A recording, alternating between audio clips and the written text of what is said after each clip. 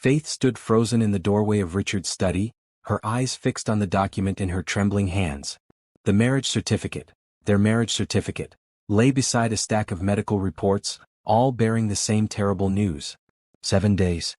It had been only 7 days since she had said "I do" to the 71-year-old millionaire who had swept into her life like a whirlwind. 7 days of luxury she had never known in her 24 years of struggling to make ends meet. 7 days of trying to ignore the whispers and stares from people who assumed she was just another gold digger. But now, staring at the medical reports that Richard had hidden from her, she understood everything. Terminal cancer. 6 months to live. He had known all along and he hadn't told her. Faith Collins had been working double shifts at the campus cafe while trying to finish her nursing degree when Richard Harrington first walked in. At 71, with silver hair and kind eyes that crinkled when he smiled, he stood out among the usual college crowd. He ordered a simple black coffee and left a $100 tip with a note that said, "For your education." Faith had tried to return it, running after him into the parking lot, but he had just smiled and said, "Consider it an investment in the future." After that, Richard became a regular at the cafe. He would come in the afternoons, order the same black coffee and spend hours reading while Faith worked. Sometimes, when the cafe was quiet, he would ask her about her studies, her dreams of becoming a nurse, her struggles paying tuition. Unlike most people, he actually listened. "Why nursing?" he had asked one day. "My grandmother," Faith replied, wiping down his table. "She raised me after my parents died. She got sick when I was 16, and the nurses who cared for her showed me what compassion really looks like. I want to do that for others." Richard nodded, his eyes distant. Compassion is rare these days. Faith didn't know then that Richard had lost his wife to cancer 3 years earlier, or that he had been alone ever since, rattling around in his mansion with only his wealth for company. She only knew that when he asked her to dinner, something told her to say yes. Their relationship developed quickly. Richard was different from anyone Faith had ever met. Wise, generous, and completely unconcerned with the fact that she was a struggling black student and he was a wealthy white businessman more than 40 years her senior. When people stared in restaurants or whispered behind their hands, Richard either didn't notice or didn't care. "People will always talk," he told her one night after a particularly uncomfortable dinner where the waiter had been openly hostile. "Their opinions matter as much as you let them." 2 months after they met, Richard proposed. He took her to the botanical gardens, to a secluded spot near a small pond filled with lotus flowers. "I know this seems sudden," he said, "and I know what people will say. But I've lived long enough to recognize something real when I find it. I don't have forever, Faith. None of us do. But I'd like to spend the time I have left with you." Faith had hesitated. Did she love him? Yes, she realized with surprise. Not in the way she had imagined loving someone when she was younger, with butterflies and breathlessness. This was calmer, deeper, a feeling of profound rightness. "Yes," she had said. "Yes, I'll marry you." The wedding was small, just a courthouse ceremony with Richard's lawyer as a witness. Faith had no family left to invite, and her few friends from college had distanced themselves when her relationship with Richard became serious. "He's using you," her roommate had said. "And you're using him. I just hope you know what you're doing." But Faith hadn't been using him. She had fallen in love with his kindness, his wisdom, the way he saw the world. Money had nothing to do with it. Now, standing in his study, staring at the medical reports, she felt a wave of hurt wash over her. He had known he was dying. He had known and he hadn't told her. Was her roommate right after all? Had he just been looking for someone to care for him in his final months? "Faith." Richard's voice came from behind her. She turned, the papers still clutched in her hand, tears streaming down her face.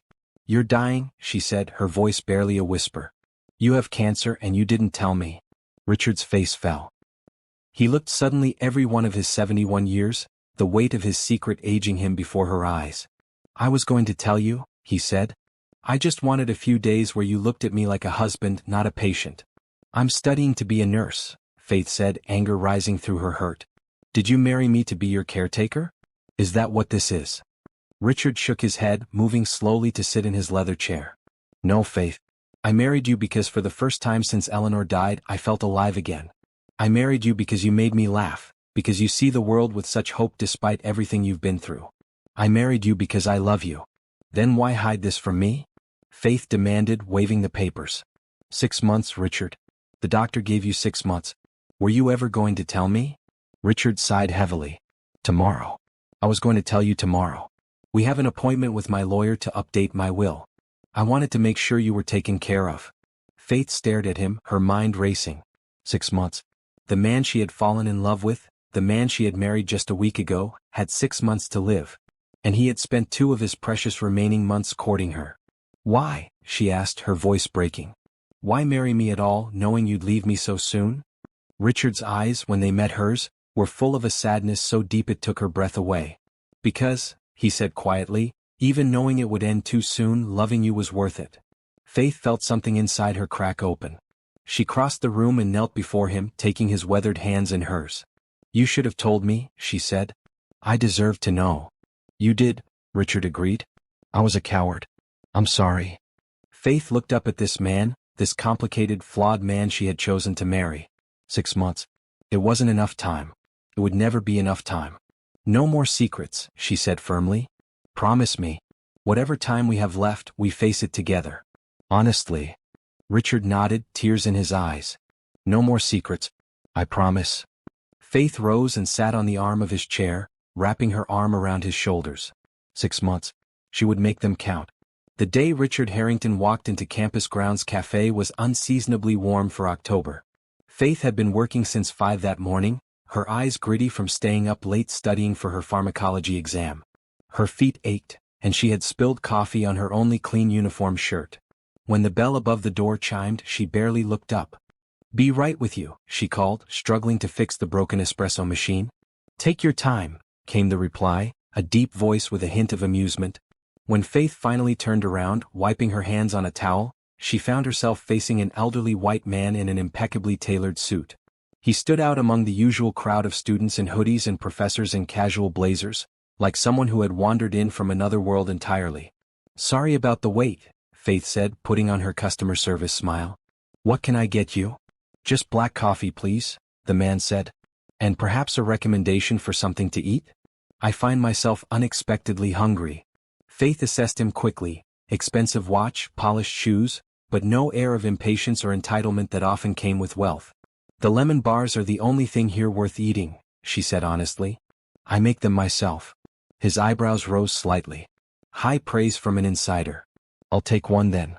As Faith prepared his order, she felt his eyes on her, not in the creepy way some customers watched her, but with curious interest. When she returned with his coffee and lemon bar, he thanked her by name, reading it off her name tag. Faith. That's a beautiful name. Thank you, Mr. Harrington. Richard Harrington. But please call me Richard. Faith nodded politely and returned to work, aware that Richard had chosen a table in the corner where he could see the entire cafe. He sipped his coffee slowly, occasionally making notes in a small leather-bound notebook. When the afternoon rush hit, Faith forgot about him until she noticed him standing at the counter again. Was everything okay? She asked, worried he had been waiting. Excellent, he said. Especially the lemon bar. You were right. He handed her his credit card. As Faith ran the transaction, he asked, Are you a student? Yes, nursing, Faith replied, an automatic response to a common question. Challenging field, Richard commented. Especially while working full-time. Faith looked up in surprise. Most customers didn't notice or care about the dark circles under her eyes or the way she sometimes swayed on her feet after a long shift. It's worth it, she said simply, handing him his receipt. Richard nodded and wrote something on the receipt before folding it with his copy of the credit card slip. As he turned to leave, he paused. Faith, may I ask you something rather forward? Faith tensed slightly. Here it came, some inappropriate comment or request. She'd dealt with enough of those to last a lifetime. Why nursing? He asked instead. Of all the difficult, demanding professions, why choose one that often gives so little back? The question caught her off guard with its genuineness. It gives plenty back, she found herself saying. Just not in money. Richard smiled, the corners of his eyes crinkling. A wise answer. Thank you for the coffee. After he left, Faith found the $100 tip with the note. For your education. She ran outside looking for him and caught him just as he was getting into a sleek black car. Sir, Mr. Harrington, you made a mistake, she called, holding out the money. Richard turned, looking at her with that same curious expression. No mistake, he said.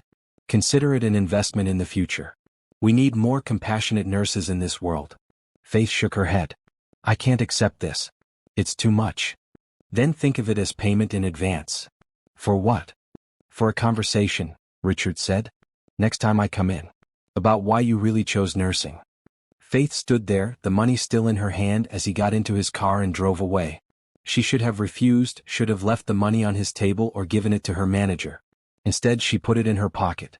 Tuition was due next week and she was short. Just this once she told herself she would accept the kindness of a stranger. Richard returned the next day and the next. Each time he ordered black coffee and whatever Faith recommended. Each time he left a generous tip. And each time they talked a little longer.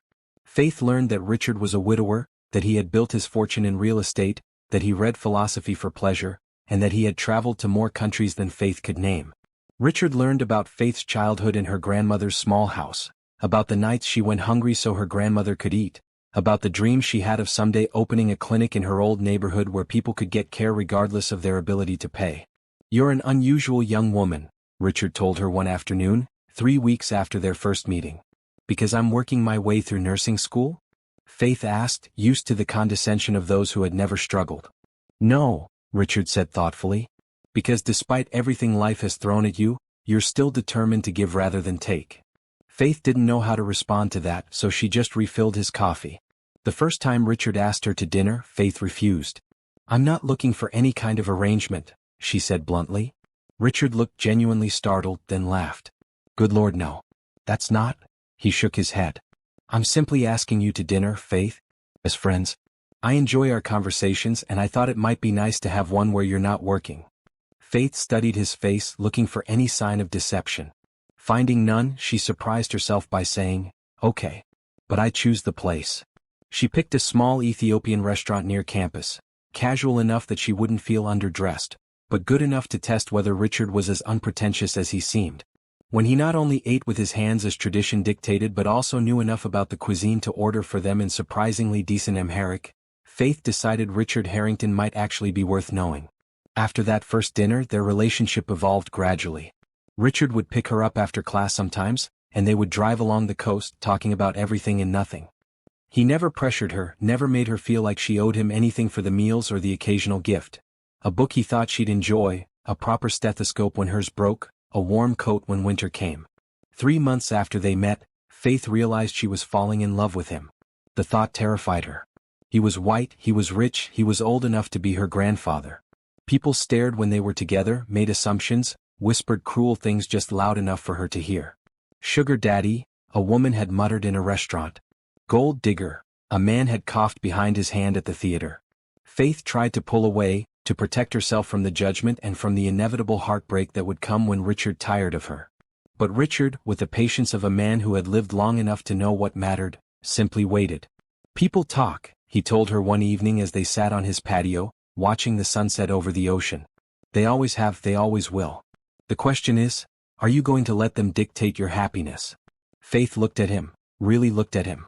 At the lines around his eyes that spoke of laughter and loss. At the strong hands that had built an empire but still trembled slightly when he touched her face. At the way he looked at her, not as a conquest or a trophy, but as a person of value. "No," she said finally. "I'm not." That night, when Richard kissed her for the first time, Faith stopped wondering what others thought and started wondering why it had taken her so long to recognize what was right in front of her. Faith never expected to fall in love with Richard Harrington. She had always imagined her future partner would be someone her own age, probably another healthcare professional who understood the demands of her career, someone who shared her background and experiences.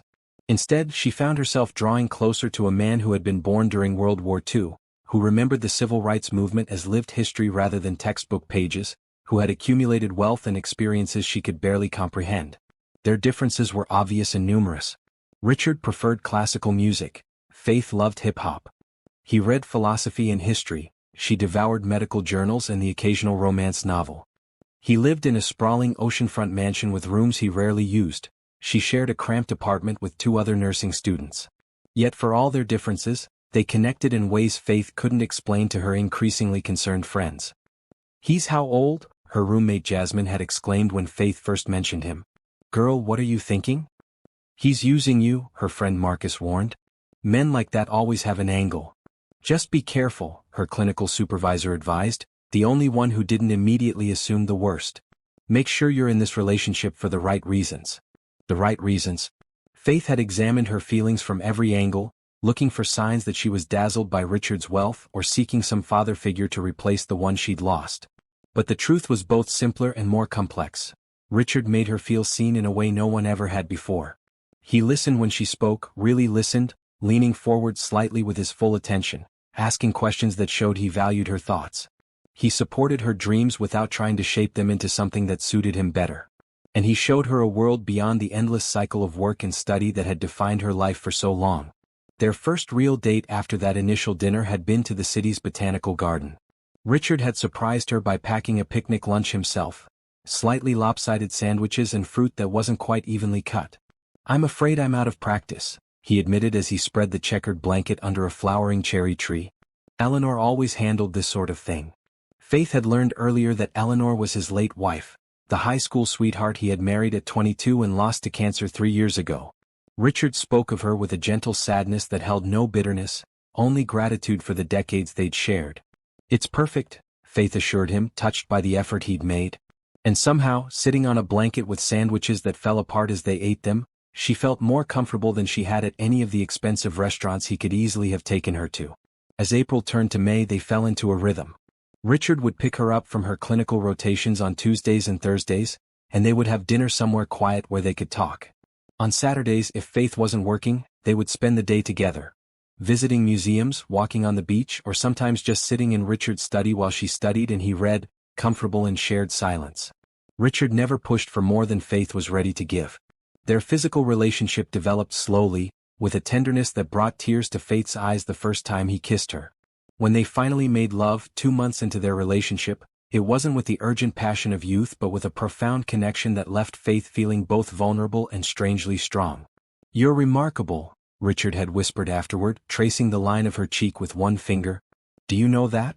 Faith had hidden her face against his chest, overwhelmed by emotions she couldn't name. She had never felt this way before, like she was exactly where she was meant to be. The proposal came on a Sunday morning in late June. They were having breakfast on Richard's terrace, the ocean stretching out before them, when he casually slid a small velvet box across the table. "What's this?" Faith asked, surprised. "Open it," Richard said, suddenly looking nervous in a way she had never seen before. Inside was a ring, not the ostentatious diamond she might have expected from a man of his wealth, but a delicate band of rose gold set with a small pearl surrounded by tiny sapphires. "It was my grandmother's," Richard explained as Faith stared at it. "Eleanor never liked pearls, so she had her own ring. But I always thought this one had a simple elegance to it." Faith looked up, her heart pounding. "Richard, are you?" He moved from his chair to kneel beside her, taking her hands in his. Despite his 71 years, he dropped to one knee with surprising grace. "Faith Collins, I know this is fast. I know people will talk. I know there are 1,000 reasons why this might seem like a bad idea. But I've lived long enough to recognize something real when I find it." He paused, his eyes never leaving hers. "I don't have forever, Faith. None of us do. But I'd like to spend the time I have left with you. Will you marry me?" Faith felt dizzy, like the world had suddenly tilted on its axis. Marriage? They had known each other for barely 4 months. It was too soon, too fast. And yet, "People will say I'm after your money," she said, voicing her biggest fear. Richard smiled. "People say a lot of things. Most of them don't matter."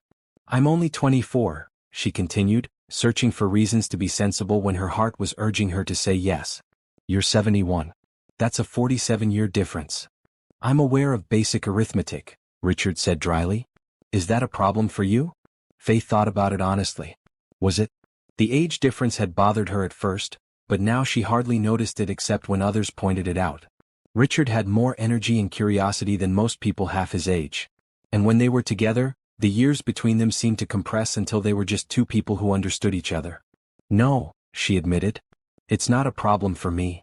"Then the only real question is, do you love me, Faith? Not my house or my money or what I can give you. Me." Did she? Faith looked at Richard, at the silver hair that still had traces of the dark brown it once had been, at the lines around his eyes that deepened when he smiled, at the strong hands that held hers so gently. She thought about how he made her laugh, how he challenged her thinking, how he had never once made her feel less than his equal despite their different backgrounds and experiences. "Yes," she said, surprising herself with the certainty in her voice. "Yes, I love you." Richard's smile was like the sun breaking through clouds. "Then marry me." Let's not waste time we could spend together. Faith took a deep breath. This was madness. Wonderful, exhilarating madness. Yes, she said. I'll marry you. Richard slipped the ring onto her finger. It fit perfectly as if it had been made for her. Then he kissed her with a joy that made her feel like her heart might burst. They agreed on a simple wedding, neither of them wanting the circus of a large ceremony. Just us and a witness or two, Richard said. What matters is the marriage, not the wedding. Faith had hoped that Jasmine and Marcus might support her decision, but when she told them about the engagement, their reactions were worse than she had feared. You're making a huge mistake, Jasmine said flatly. He's got to be after something. Or you are, Marcus added, his expression hard. Is his money really worth it, Faith? Is that what you've become? Their words hurt, but not enough to shake Faith's conviction. She knew what she felt. She knew who Richard was. And she knew, with a certainty that surprised her, that marrying him was right. The wedding took place on a Thursday morning in early July, at the county courthouse. Richard's longtime lawyer and friend, David Cohen, served as their witness. Faith wore a simple ivory dress she had found at a vintage shop, and Richard wore a charcoal gray suit that made his eyes look silver in certain lights. The ceremony was brief, the judge's words a blur as Faith focused on Richard's face, on the warmth of his hands holding hers, on the future they were choosing together. When he slipped the wedding band onto her finger to join her engagement ring, his hands trembled slightly and Faith saw tears in his eyes. I love you, he whispered so quietly only she could hear. I love you too, she replied, squeezing his hands. They signed the marriage certificate, took a few photos at David's insistence, and then walked out into the summer sunshine as husband and wife. No rice, no flower petals, no cheering crowd, just the two of them stepping into a future Faith couldn't wait to begin. Richard had arranged for a week at his beach house on a small, private island for their honeymoon. No phones, no interruptions, he promised as they boarded his private plane. Just us. The island was paradise, white sand beaches, clear blue water, and a charming house nestled among palm trees. They spent their days swimming, walking on the beach, reading in hammocks strung between trees, and talking for hours over meals prepared by the discreet staff who appeared to keep the house running and then vanished just as quickly. At night, they made love with an intensity that left Faith breathless, Richard's touch both gentle and passionate. In those moments, the years between them vanished completely. They were just two people who had found each other against the odds, who had chosen each other despite the obstacles. On their third night on the island, lying in bed watching moonlight pattern the sheets, Faith had a moment of perfect clarity. This was right. Whatever anyone else thought, whatever challenges lay ahead, this man and this marriage were exactly what she wanted.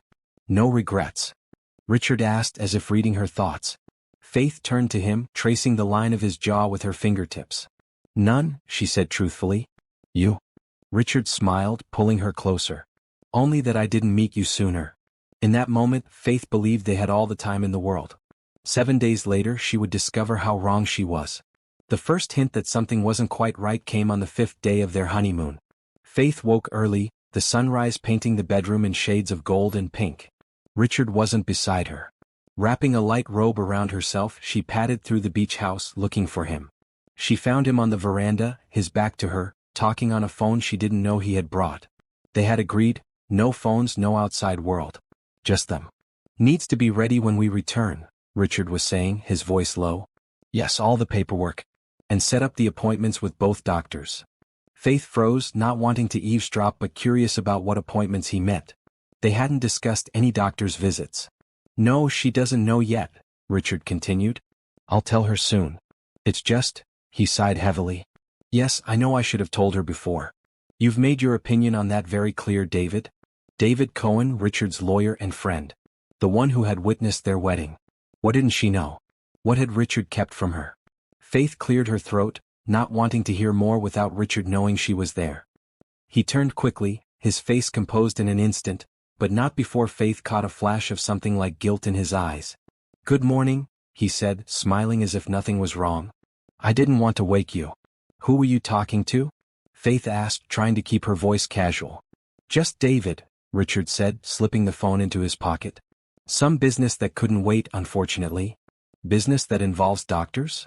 A flicker of surprise crossed Richard's face before he controlled it. You heard that? Faith nodded, crossing her arms. What appointments? What don't I know, Richard? Richard sighed, looking suddenly tired. Nothing serious, he said, reaching for her hand. Just some routine checkups I've been putting off. David worries too much.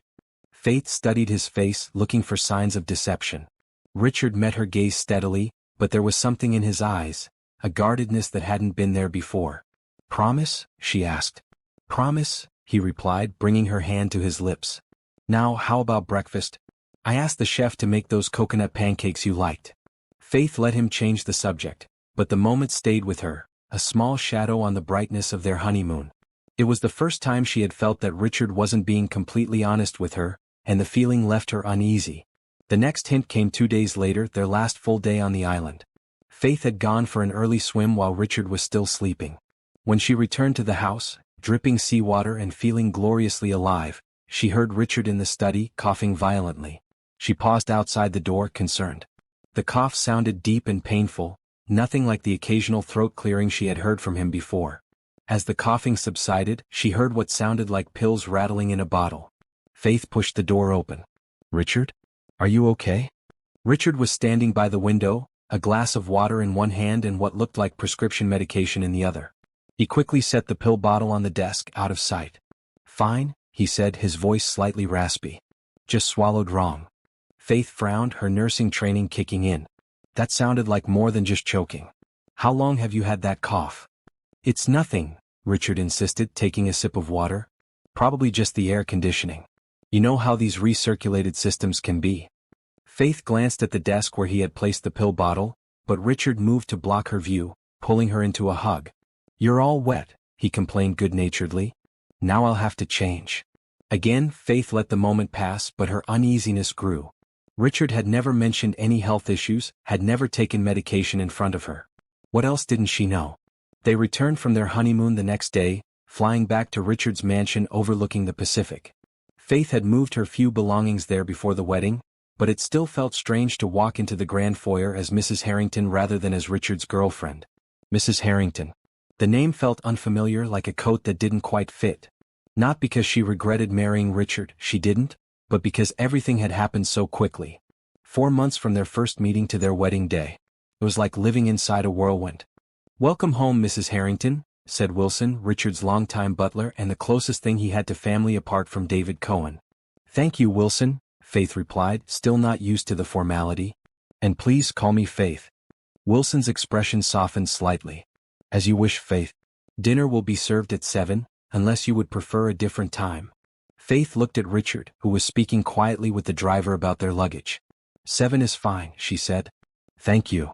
As Wilson departed, Richard came to her side, slipping an arm around her waist. Everything okay? Faith nodded, leaning into him. Just a little strange being back in the real world. Richard chuckled.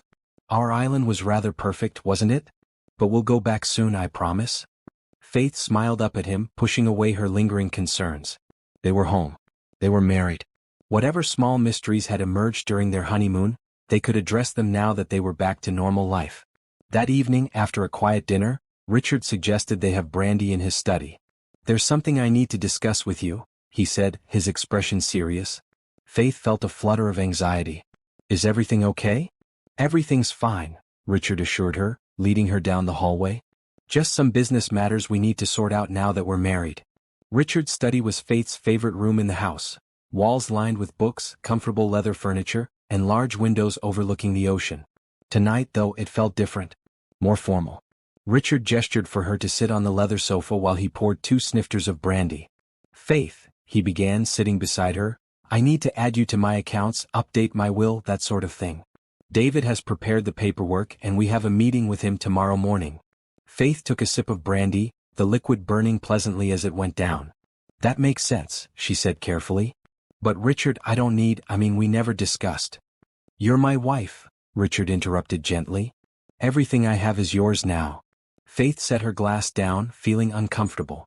We should have talked about this before we got married. I didn't marry you for your money, Richard. I know that, Richard said, taking her hand. That's one of the reasons I love you. But the fact remains, I'm a wealthy man and you're my wife. I want to take care of you.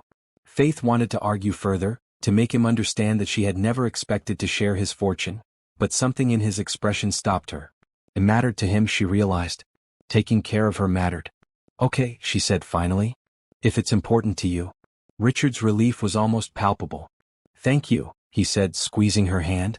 The meeting is at 10. David's office downtown. Faith nodded, picking up her brandy again. Are there any other appointments I should know about? Maybe with those doctors you mentioned to David? She watched Richard's face carefully as she asked the question. For a split second, his expression froze, then relaxed into a smile that didn't quite reach his eyes. As I said, just routine checkups, he replied, his tone light. Nothing to worry about. Faith wasn't convinced, but she didn't push. Not yet. Instead, she changed the subject, asking about his plans for the week ahead. Later that night, as Richard slept beside her, Faith lay awake, her mind racing. Something wasn't right. The phone call on the island, the coughing, the pills, Richard's evasiveness when she mentioned doctors. It all added up to a secret he was keeping from her. Faith slipped out of bed quietly, careful not to wake Richard. If he was taking prescription medication, there would be bottles somewhere, in the bathroom, perhaps, or in his dressing room. She searched the master bathroom first, opening drawers and cabinets as silently as possible. Nothing but the usual toiletries. Next, she checked his dressing room, looking through pockets of jackets and inside shoe boxes. Again, nothing. Faith was about to give up when she noticed Richard's briefcase beside his desk in the bedroom. He always kept it locked, but tonight, perhaps because they had just returned from their trip, it was slightly open. Heart pounding, Faith crept over to it. She wasn't proud of what she was doing. Snooping through her husband's belongings felt wrong, a betrayal of trust. But the growing certainty that Richard was hiding something important from her pushed her forward. Inside the briefcase were several folders and a leather-bound planner. Faith hesitated, then carefully opened the top folder. It contained medical reports, recent ones dated just before their wedding. Her eyes widened as she scanned the pages, medical terminology jumping out at her from her nursing studies. Carcinoma, metastasis, terminal, 6 months. 6 months. The words hit her like a physical blow. Stage 4 pancreatic cancer, the report said. Inoperable. Terminal. 6 months, with treatment that might extend to 9 if he was lucky. Faith sank to the floor, the folder clutched in her trembling hands. Richard had cancer. Terminal cancer. And he hadn't told her. He had married her knowing he was dying, knowing their time together would be measured in months, not years. The betrayal cut deep. Why hadn't he told her? Did he think she wouldn't have married him if she'd known? Or worse, did he think she would have married him only for his money, knowing she would soon be his widow? Faith heard a sound behind her and turned to find Richard standing in the doorway, watching her with sad, tired eyes. You should have told me, she whispered, tears streaming down her face. Richard nodded slowly. I know. 6 months, Faith said, her voice barely audible. You have 6 months. Richard moved slowly into the room, easing himself into the armchair across from where Faith sat on the floor. He looked older suddenly, the weight of his secret aging him before her eyes. That's what the doctors say, he confirmed, though they've been known to be wrong. Faith felt a surge of anger cut through her shock and hurt. Don't, she said sharply. Don't make jokes. Not now. Richard's face softened. I'm sorry. It's how I've been coping. Faith looked down at the medical reports still clutched in her hands. The clinical language spelled out Richard's fate in cold, impersonal terms. Pancreatic adenocarcinoma. Metastasis to the liver. Poor prognosis. The medical student in her understood exactly what it meant. The wife in her could hardly bear to read the words. When were you diagnosed? She asked, struggling to keep her voice steady. 2 months ago, Richard replied. About a month after we met. Faith's head snapped up. A month after we met? You've known almost our entire relationship? Richard nodded, his expression a mixture of guilt and sorrow. Yes. And you didn't think that was something I should know before I married you? The hurt in Faith's voice was raw, undisguised. I was going to tell you, Richard said, leaning forward. After the honeymoon. I swear, Faith. I had an appointment set up with David tomorrow to update my will, to make sure you'd be taken care of. I was going to tell you everything then. That's not good enough. Faith stood abruptly, the papers falling from her hands. You should have told me before you proposed. Before I fell in love with you. Before I agreed to spend my life with you, not knowing that life meant 6 months. Richard winced at her words. You're right, he admitted. I should have. I was a coward. Why? Faith demanded, pacing the room now, unable to stay still with the emotions churning inside her. Why keep it from me? Did you think I wouldn't marry you if I knew? Maybe, Richard said quietly. Or maybe I was afraid you would marry me out of pity. Or for my money, knowing you'd soon be a wealthy widow. The words were so close to Faith's own thoughts that she stopped pacing, staring at him. Is that what you think of me? After everything? Richard shook his head immediately. No. God, no, Faith. I know you're not that person. But my fears aren't always rational. He sighed heavily. The truth is, I think I just wanted a few months of happiness before the end. A few months where someone looked at me and saw a man, not a patient. Where I could pretend everything was normal. Faith felt her anger begin to drain away, replaced by a profound sadness. But it's not normal, Richard. You're dying. Yes, he agreed simply. I am. Faith sank onto the edge of the bed, suddenly exhausted. I'm a nursing student, she said. I'm training to care for sick people. Did you really think I couldn't handle it? It's different when it's personal, Richard replied. I've been through this before with Eleanor. Watching someone you love die, it changes you. Faith looked at him, really looked at him, seeing beyond her hurt to the fear and loneliness he must have been carrying all this time. So you thought you'd spare me that? By what, disappearing one day? Letting me find out when it was too late to do anything? No, Richard said firmly. As I said, I was going to tell you tomorrow. After everything was in place legally. I wanted to make sure you'd be secure no matter what happened. Faith shook her head, a bitter laugh escaping her. You still don't get it, do you? I don't care about the money, Richard. I never did. I care about you. About us being honest with each other. Richard stood slowly, crossing the room to kneel before her. Despite his age and illness, the movement was graceful, dignified. Faith, he said, taking her hands in his, I'm sorry. Truly. I made a mistake, a terrible mistake. I should have trusted you with the truth from the beginning. Faith looked down at their joined hands, his large and weathered, hers small and smooth. So different, yet somehow fitting together perfectly. I don't know if I can forgive you for this, she whispered.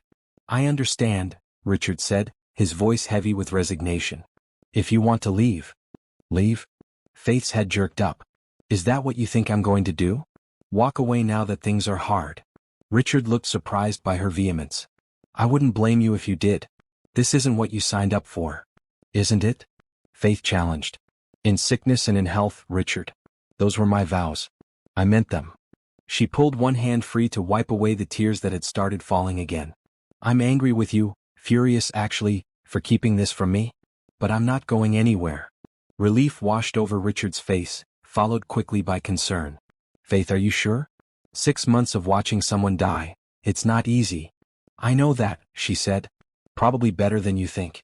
I've seen death before. My grandmother died when you were 16, Richard finished. You told me. But you were a child then, watching from the sidelines. This would be different. More intimate. More painful. Faith took a deep breath, steadying herself. So we'll face it together. But Richard, no more secrets. I need to know everything, your treatment plan, your symptoms, all of it. I'm your wife, but I'm also nearly a nurse. I can help, but only if you let me. Richard nodded slowly. No more secrets, he promised. Starting now. He pulled a folded paper from his pocket and handed it to her. My next appointment is Tuesday. Chemotherapy. It won't cure me, but it might buy us a little more time. Faith took the paper, scanning the details. Dr. Eliza Chin, oncologist. Seattle Cancer Care Alliance. 10 a.m.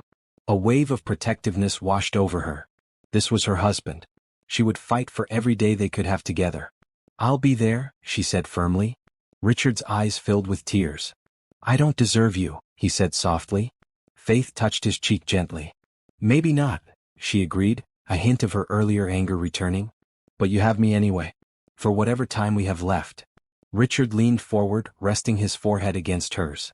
I'm afraid, he admitted, his voice barely audible. I know, Faith whispered back. So am I. They stayed like that for a long time, the silence broken only by the sound of their breathing and the distant crash of waves against the cliffs below the house. Faith knew the road ahead would be difficult. She knew there would be pain and grief and moments when she would question her strength. But she also knew with absolute certainty that she was exactly where she was meant to be. Come to bed, she said eventually, standing and pulling Richard gently to his feet. We both need rest. As they lay in the darkness, Richard's arm around her waist, his breathing slow and even, Faith made a silent promise. She would make these months count. Whether they had 6 months or 9 or some miracle that gave them more, she would fill whatever time they had with enough love to last a lifetime. The meeting with David Cohen the next morning was brief but intense. Faith sat beside Richard in the lawyer's wood-paneled office, listening as David explained the changes to Richard's will and the transfer of assets that would ensure Faith's financial security for the rest of her life. "The house on the beach will be yours," David said, sliding a document across the desk to Faith, "as well as the main residence. The investment portfolio generates approximately $3 million annually, which should be more than sufficient for your needs." Faith's head spun at the numbers. $3 million a year. It was more money than she could comprehend, an amount that could fund the free clinic she had dreamed of opening in her grandmother's neighborhood 100 times over. "I don't need all this," she said, looking at Richard. "I know," Richard replied, squeezing her hand. "But I want you to have it. To use it however you see fit." David cleared his throat. "There's also the matter of the foundation," he continued. "Richard, do you want to explain?" Richard nodded, turning to Faith. "I've established a charitable foundation in both our names. The Harrington Collins Foundation for Medical Education. It will provide scholarships for nursing students from underprivileged backgrounds. You'll be the chairperson, making all the decisions about who receives funding." Faith stared at him, speechless. He had created a foundation that combined his wealth with her passion for nursing and education.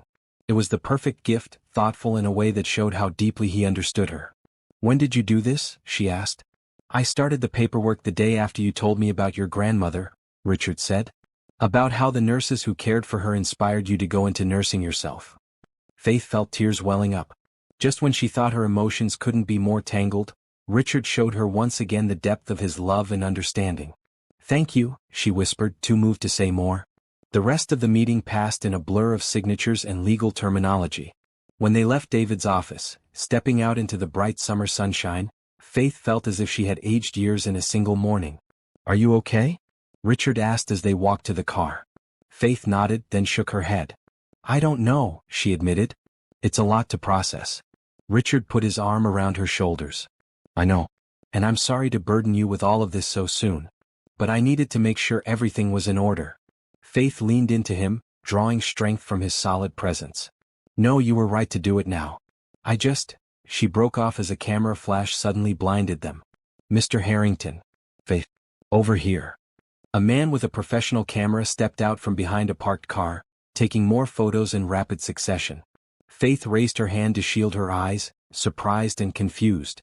"Richard Harrington and his new bride," the photographer called out. "Any comment on the wedding? Or the rumors about your health, Mr. Harrington?" Faith felt Richard stiffen beside her. "Keep walking," he murmured, guiding her toward their car with a firm hand on her back. "Is it true you're dying, Mr. Harrington?" the photographer persisted, following them. "Did you marry Faith knowing you had only months to live?" Faith stumbled, shocked by the man's bluntness and the fact that he somehow knew about Richard's condition. Richard caught her, his face hardening as he turned to confront the photographer. "That's enough," he said, his voice cold. "Leave us alone." "The public has a right to know," the man insisted. "Richard Harrington, one of the richest men in Seattle, marries a woman 47 years his junior just weeks after receiving a terminal diagnosis? That's news." Faith found her voice at last. "No, it's our life," she said firmly. "Our private life. Please show some respect." The photographer looked momentarily abashed, but his camera remained raised. "Just one statement," he pressed. "How did you two meet? Was it love at first sight?" Richard's driver, who had been waiting by the car, stepped forward, positioning himself between them and the photographer. "Time to go, sir," he said, opening the rear door. Once inside the car, Faith turned to Richard, her heart pounding. "How did he know? About your diagnosis? About us?" Richard sighed, running a hand through his silver hair. "I'm a public figure in this city," he said. "People talk. Hospital staff, perhaps, or someone in David's office." He looked tired suddenly, the morning's events catching up with him. "I'm sorry, Faith. I should have warned you this might happen." "It's okay," she said automatically, though she felt shaken. "I just wasn't expecting it." "We can issue a statement if you like," Richard offered. "Get ahead of the story." Faith considered this, trying to think clearly despite her swirling emotions. Would that help? Or just add fuel to the fire? "It might reduce the speculation," Richard said. "Give people less reason to hound us for details." Faith nodded slowly. "Okay. If you think it's best." Richard took her hand, his expression serious. "What I think is best is whatever makes this easier for you." I've lived in the public eye for decades. I'm used to the scrutiny. But you didn't sign up for this kind of invasion of privacy. Faith managed a small smile. Actually, I did. When I married you. She squeezed his hand. We'll face this together just like everything else. By the time they returned home, the story had already broken. Richard's assistant met them at the door looking worried. It's all over the local news sites, she said, holding out her tablet. And the national outlets are picking it up too. Faith looked at the screen, her stomach dropping at the headlines. Billionaire's last wish. Terminal Richard Harrington, 71, weds 24-year-old nursing student. Death do us part. Dying tycoon marries woman nearly 50 years his junior. Gold digger or true love. The whirlwind romance of Richard Harrington and Faith Collins. The articles were filled with speculation and thinly veiled accusations. Faith was portrayed alternately as a calculating gold digger who had seduced a vulnerable old man, or as a naive young woman who had been manipulated into a marriage that would soon leave her a wealthy widow. This is garbage, she said, handing the tablet back with shaking hands. It is, Richard agreed, his face grim. And I'm so sorry you have to deal with it. Faith took a deep breath, trying to steady herself. What do we do? We could issue that statement, Richard suggested. Or we could simply ignore it and go about our lives. Faith considered the options. Part of her wanted to scream the truth from the rooftops, that she loved Richard, that she had married him not knowing he was ill, that their relationship was genuine and deep despite their differences in age and background. But another part of her recoiled at the thought of sharing their private pain with the world, of turning their love story into fodder for public consumption. Let's just live our lives, she decided. The people who matter know the truth. Everyone else can think what they want. Richard smiled, a look of pride in his eyes. Have I told you lately how remarkable you are? Faith managed a small laugh. Not since breakfast. The next few days brought a steady stream of calls and messages, some from genuine friends offering support, others from reporters seeking comments. Faith was surprised to receive texts from Jasmine and Marcus, the friends who had distanced themselves when her relationship with Richard became serious. Is it true? Jasmine's message read. The stuff in the news about Richard being sick? Are you okay? Let us know if you need anything, Marcus had written. We're here for you. Faith appreciated their concern but couldn't help feeling a sting of resentment. Now that her marriage was the subject of public sympathy rather than suspicion, they were ready to be her friends again. Still, she replied politely, thanking them for reaching out. The true test came on Tuesday, when they went to Richard's first chemotherapy appointment. As they pulled up to the cancer center, they found a small group of reporters and photographers waiting outside. We can go to a private facility, Richard offered, seeing Faith's face. Somewhere with better security. Faith shook her head. No. You've been seeing Dr. Chen for months. She knows your case. We're not changing your care because of a few photographers. Richard looked at her with that same pride she had seen before. Ready then?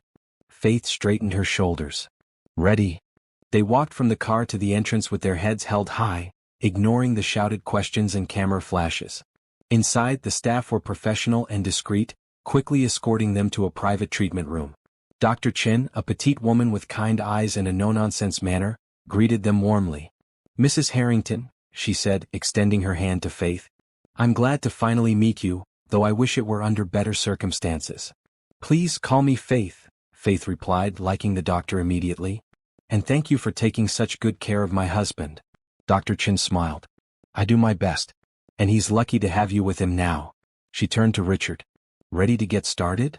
The treatment itself was less dramatic than Faith had feared. Richard sat in a comfortable recliner while the nurse inserted the 4-line that would deliver the chemotherapy. The treatment itself was less dramatic than Faith had feared. Richard sat in a comfortable recliner while the nurse inserted the 4-line that would deliver the chemotherapy drugs. Faith sat beside him, holding his free hand, watching as the clear liquid dripped slowly into his veins. It doesn't hurt, Richard assured her, seeing her worried expression. Just feels cold at first. Faith nodded, trying to appear calm though her heart ached. In her nursing studies she had learned about chemotherapy, the side effects, the toll it took on the body. Knowing what lay ahead made it both easier and harder to bear. I brought a book, she said, pulling a worn paperback from her bag. Would you like me to read to you? Richard smiled. I'd like that very much. Faith opened to the first page of The Great Gatsby, one of Richard's favorites, and began to read. Her voice was steady, soothing, filling the sterile hospital room with the beauty of Fitzgerald's prose. Richard closed his eyes, letting the familiar words wash over him, his hand warm in hers. When they left the cancer center 3 hours later, the reporters were still waiting. This time, Faith was prepared. She walked beside Richard with her head high, her arm linked through his, her expression calm and determined. Let them take their pictures. Let them write their sensational headlines. What mattered was the man beside her, and the precious time they had left. The next morning, their photo was on the front page of the Seattle Times. Faith and Richard, walking hand in hand from the cancer center, both of them looking straight ahead with quiet dignity. The headline read, "In sickness and in health, Harrington and new bride face cancer battle together." The article was surprisingly respectful, focusing on Richard's contributions to the city over the years and his recent establishment of the Harrington Collins Foundation for Medical Education. There was a brief mention of their age difference, but the tone was more curious than judgmental. "Maybe people are starting to see past the obvious," Richard commented as they read the paper over breakfast. Faith smiled cautiously. "Maybe. Or maybe they just found a different angle for the story." Richard chuckled. "Cynical already? You've been married to me for too long." Faith reached across the table to take his hand. "Not nearly long enough," she said softly. As the days turned into weeks, they settled into a new rhythm, one dictated by Richard's treatment schedule and the progression of his disease. 3 days a week they went to the cancer center for chemotherapy. The other days they filled with as much living as Richard's strength allowed. They visited the art museum where Richard was a major donor, the staff discreetly ensuring they had private access to the galleries.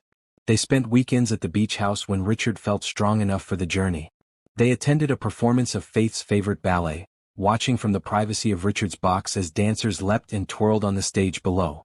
In between there were the quieter moments, Richard teaching Faith to play chess in the evenings, Faith reading aloud while Richard rested, both of them sitting on the terrace watching the sunset over the Pacific, talking about everything and nothing. And there were the hard times too, days when the chemo left Richard too nauseated to eat, too weak to leave his bed. Nights when pain kept him awake, his body betraying him a little more each day. Through it all, Faith was there, her nursing training giving her the practical skills to ease his physical discomfort, her love giving her the strength to bear the emotional toll. 2 months after Richard's diagnosis was made public, Faith received an unexpected call from the dean of her nursing school. "Mrs. Harrington," the dean began, "I hope I'm not disturbing you." "Not at all," Faith replied, stepping out of Richard's room where he was napping. "And please call me Faith. I'm still getting used to Mrs. Harrington." The dean chuckled. "Faith then. I'm calling because many of your professors have expressed concern about your absence from classes." Faith sighed. With everything happening with Richard, her studies had necessarily taken a back seat. She had been meaning to formally request a leave of absence but hadn't found the time. "I understand," she said. "I should have contacted the administration earlier about taking some time off." "Actually," the dean surprised her by saying, "that's not why I'm calling. Your professors and I have discussed your situation, and we have a proposal for you." "A proposal?" "Yes. You're in your final semester, Faith. You've completed all your core coursework with excellent grades. What remains are primarily clinical hours and your final project." Faith waited, not sure where this was going. "We'd like to offer you the opportunity to complete your degree through an alternative pathway," the dean continued. "Your current situation, caring for your husband through a terminal illness, represents a profound clinical experience in itself. With appropriate documentation and reflection, we believe this could satisfy your remaining clinical requirements." Faith was stunned. "Are you serious? Is that even allowed?" "It's unusual," the dean admitted, "but not unprecedented. We've done similar arrangements for students with extraordinary circumstances. And frankly, Faith, what you're doing now, providing palliative care with compassion and dignity, is at the heart of what we try to teach our nursing students." Faith felt tears welling up. "I don't know what to say." "Say you'll consider it," the dean replied warmly. "Talk to Richard. If you're interested, we can work out the details. Your education is important, and we don't want you to have to choose between that and caring for your husband." After hanging up, Faith returned to Richard's room, finding him awake and looking better than he had in days. "Who was on the phone?" he asked, patting the bed beside him. Faith sat down, still processing the conversation. "The dean of my nursing school," she said, and proceeded to explain the offer. When she finished, Richard's eyes were shining. "That's wonderful, Faith. You have to accept." "Are you sure?" "It would mean some time away from you, writing reflections, meeting with my advisor." "I'm sure," Richard said firmly. "Your education matters. And I'm not going anywhere just yet. He reached up to touch her face gently. I want to see you graduate, Faith. I want to be there when you become Nurse Collins. Faith caught his hand, pressing it to her cheek. Nurse Harrington, she corrected. Richard smiled. Even better. 3 months after their wedding, on a rare day when Richard felt strong enough to be out of bed for several hours, Faith found him in his study, surrounded by old photo albums and boxes of memorabilia. Spring cleaning? She asked, bringing him a cup of tea. Richard looked up with a smile that didn't quite reach his eyes. Something like that. I'm sorting through things. Deciding what to keep, what to give away. Faith felt a pang in her chest. It was another reminder of the ticking clock they lived with, of Richard putting his affairs in order while he still could. Can I help? She asked, sitting beside him on the leather sofa. Richard hesitated, then nodded. Actually, yes. There's something I've been meaning to show you. He pointed to a dusty box on the floor beside the desk. Could you bring that over? Faith retrieved the box, an old wooden chest with brass fittings that looked like it had been stored away for years. Richard patted the spot next to him and Faith sat down, placing the box between them. I found this in the attic last week, Richard explained, running his hand over the lid. I'd forgotten all about it, to be honest. It belonged to my grandfather. Faith looked at the box with new interest. Richard rarely spoke about his family. She knew his parents had died when he was in his 40s, that he had no siblings, that his grandparents had played a significant role in raising him. But beyond those basic facts, his past remained largely a mystery to her. What's inside? She asked. Richard lifted the lid, revealing a collection of old papers, photographs, and small objects wrapped in tissue paper. My grandfather's life, he said simply. Or pieces of it anyway. He carefully removed a yellowed envelope and handed it to Faith. Inside was a black and white photograph of a handsome young man in a soldier's uniform standing beside a beautiful young woman in a simple white dress. My grandparents on their wedding day, Richard said. August 3, 1942. 3 weeks before he shipped out to Europe. He was 23. She was 19. Faith studied the photograph. She's beautiful, she said. You have her eyes. Richard nodded. Everyone always said that. He pointed to the young man in uniform. My grandfather was a farm boy from Iowa. No education beyond high school, no prospects except taking over his father's struggling farm someday. And your grandmother? Richard's smile turned wistful. Margaret Elizabeth Sinclair. Daughter of one of the wealthiest banking families in Chicago. She was supposed to marry a banker's son, go to the right parties, have the right kind of children. Instead, she fell in love with a farm boy she met at a USO dance. Faith looked at Richard in surprise. Her family must have been scandalized. They disowned her, Richard confirmed. Cut her off completely when she married him. She went from debutante balls to a tiny apartment, waiting tables while he was overseas. Faith felt a strange resonance with this woman she had never met, another bride who had chosen love over convention, who had defied expectations and followed her heart. What happened when he came back from the war? She asked. Richard reached into the box again, pulling out a small leather journal. He was wounded at Normandy, he said. Lost his right leg below the knee. Came home broken in body and spirit. My grandmother wrote about it here. He handed Faith the journal. She kept a diary throughout the war and for years afterward. Faith opened the journal carefully, the pages fragile with age. The handwriting was elegant, flowing across the page in neat lines. August 15, 1945, she read aloud. The war is over at last. John comes home next month. I should be overjoyed, but I am terrified as well. His letters have changed. He is not the same man who left. How could he be after all he has seen, all he has suffered? I pray for the strength to be what he needs, to help him find his way back to himself, to us. Faith paused, moved by the raw emotion in those decades-old words. She sounds remarkable. She was, Richard agreed. Read more. Faith turned a few pages forward. October 3, 1945. John is home, but in many ways he is still at war. He wakes screaming in the night. He cannot bear loud noises. The loss of his leg pains him constantly, though he tries to hide it from me. The doctors call it phantom pain. How can something that is no longer there hurt so much? I feel helpless watching him suffer. Faith looked up at Richard, seeing the emotion in his eyes. This must have been so hard for both of them. Richard nodded. Keep reading. It gets better. Faith turned several more pages.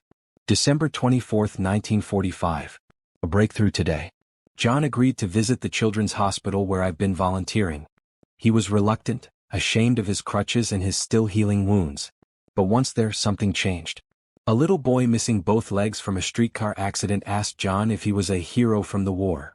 John knelt beside the child's bed and talked with him for an hour. When we left, John was smiling for the first time since coming home.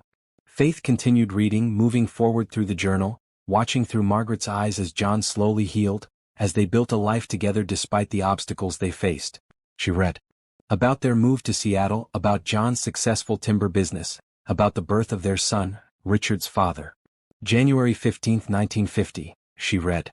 Our beautiful boy is 5 years old today. John built him a rocking horse, staying up nights to get it perfect. No one seeing my husband now, strong, confident, full of purpose, would guess the broken man he was when he returned from war. Love healed him. Not my love alone, though I gave it freely, but his love for me, for our son, for the life we have built together. Love gave him a reason to become whole again. Faith closed the journal, tears in her eyes. Thank you for sharing this with me, she said quietly. Richard took her hand. There's a reason I wanted you to see it, he said. My grandparents were married for 52 years. They faced war, disability, family rejection, financial struggles. But they built something beautiful together, something that lasted. He paused, his eyes holding hers. We won't have 52 years, Faith. But that doesn't make what we have any less meaningful. Faith felt a tear slip down her cheek. I know, she whispered. I wanted you to see that time isn't the only measure of a marriage, Richard continued. It's what you build in whatever time you have. He reached into the box again and pulled out a small object wrapped in faded tissue paper. This was my grandmother's. I want you to have it. Faith unwrapped the tissue paper to reveal a delicate silver bracelet with a single charm, a small silver heart. It's beautiful, she said. My grandfather gave it to her the day he left for war, Richard explained. He bought it with his army pay. It wasn't much, but it was all he could afford. Every anniversary after that, he added a new charm. Richard smiled at the memory. By the time she died, that bracelet was so heavy with charms she could barely lift her wrist. Faith slipped the bracelet onto her wrist, the silver cool against her skin. I'll treasure it, she promised. Richard looked at her intently. I want you to add to it, he said. After I'm gone. For every year of your life, add a charm. Something that reminds you of that year, of something meaningful or beautiful. Will you do that for me? Faith felt her heart constrict with both pain and love. Yes, she managed. I will. Richard pulled her gently into his arms, holding her close. I may not have much time left, he murmured into her hair, but what I have belongs to you. Every day, every hour, every breath. I love you, Faith Harrington. Faith clung to him, memorizing the feel of his arms around her, the sound of his heart beating steadily beneath her ear. I love you too, she whispered. Always. That night, as Richard slept beside her, Faith lay awake, thinking about Margaret's journal, about the love that had healed a broken soldier, about the legacy of that love that had somehow found its way to her. She looked at the silver bracelet on her wrist, catching the moonlight that filtered through the curtains. One charm for now. More to be added later, through a life she would someday have to live without Richard. The thought brought pain but also a strange comfort. She would carry him with her, in this bracelet, in her heart, in every choice she made for the rest of her life. Faith turned to look at Richard, his face peaceful in sleep, and made another silent promise. Like Margaret before her, she would be strong enough for both of them. She would help him find joy in whatever time remained. And someday, when another young woman faced loss and uncertainty, perhaps Faith would share Margaret's journal and Richard's story and her own. This, she realized, was how love became immortal. Passed from one generation to the next, teaching, healing, inspiring. Richard might be leaving her too soon, but what they had built together would endure. With that thought, Faith finally drifted into sleep, her hand still holding Richard's, the silver heart charm cool against her pulse. 4 months after their wedding, Richard's condition began to deteriorate more rapidly. The chemotherapy, which had initially seemed to slow the progression of the cancer, was now causing more suffering than benefit. After a particularly difficult session that left Richard weak and nauseated for days, Dr. Chen suggested they consider stopping treatment. The chemotherapy isn't controlling the cancer anymore, she explained gently during a private consultation with Faith while Richard rested. At this point, we need to think about quality of life rather than extending it. Faith nodded, swallowing hard against the lump in her throat. She had known this conversation was coming, had been preparing for it since the day she found the medical reports in Richard's briefcase. but the reality of it still hit her like a physical blow. "How long?" she asked, the question she had been dreading. Dr. Chen's kind eyes held sympathy but no false hope. "Without treatment? A month, maybe 6 weeks. The cancer has spread to his liver and his spine." "I'm sorry, Faith." Faith took a deep breath, willing herself to stay strong. "What do we do now?" "We focus on comfort care," Dr. Chen said. "Managing his pain, helping him maintain dignity and quality of life for whatever time remains." She hesitated, then added, "Have you considered hospice?" Faith had considered it, had researched hospice care extensively in the quiet hours of the night while Richard slept. But hearing the word spoken aloud made it real in a way her research had not. "Yes," she said quietly. "But I want to care for him at home if possible." Dr. Chen nodded. "I think that's the right decision. We can set up home hospice care. A nurse will visit regularly, and we'll make sure you have all the medication and equipment you need." She reached across the desk to squeeze Faith's hand. "And Faith? Take care of yourself too.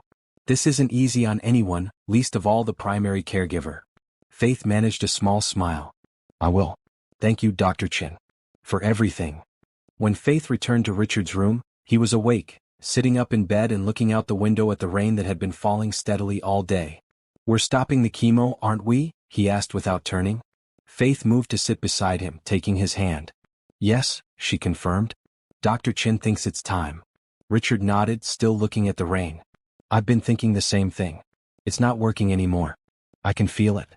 Faith squeezed his hand, waiting for him to continue. "I'm not afraid to die, Faith," he said after a moment. "I've had a good life. Longer than many get. But I am afraid of what comes before, the pain, the loss of dignity being a burden to you." "You could never be a burden," Faith said fiercely. Richard turned to her then, his eyes clear and determined. "Promise me something." "Anything. Promise you'll help me stay at home. No hospitals at the end. I want to die in our bed looking at the ocean." Faith nodded, blinking back tears. "I promise. Dr. Chin is arranging home hospice care. We'll have everything we need." Richard seemed to relax at her words. "Good," he said simply. "Thank you." The drive home from the hospital was quiet, both of them lost in their own thoughts. When they arrived, Wilson met them at the door, his usual formal demeanor softened by genuine concern. "We've prepared the downstairs guest suite, Mrs. Harrington," he said. "As you requested. It has the best view of the ocean, and it will be easier for Mr. Harrington without the stairs." Faith smiled gratefully. "Thank you, Wilson. And please, I've asked you to call me Faith." Wilson inclined his head slightly. "Yes, of course. Faith." He hesitated, then added, "May I help you get Mr. Harrington settled?" Richard, who had been leaning heavily on Faith, straightened as much as he could. "I can manage, Wilson, thank you. But perhaps some tea in a bit." "Of course, sir. Right away." As Wilson departed, Richard turned to Faith with a small smile. "He's been with me for 30 years, and he still can't bring himself to call me Richard." Faith chuckled. "Some habits are hard to break, I guess." She helped Richard to the guest suite, which had been transformed since she had last seen it. The standard queen bed had been replaced with a hospital bed, positioned to face the large windows overlooking the Pacific. A comfortable recliner had been placed beside it, along with a small table holding books, a water carafe, and a digital tablet.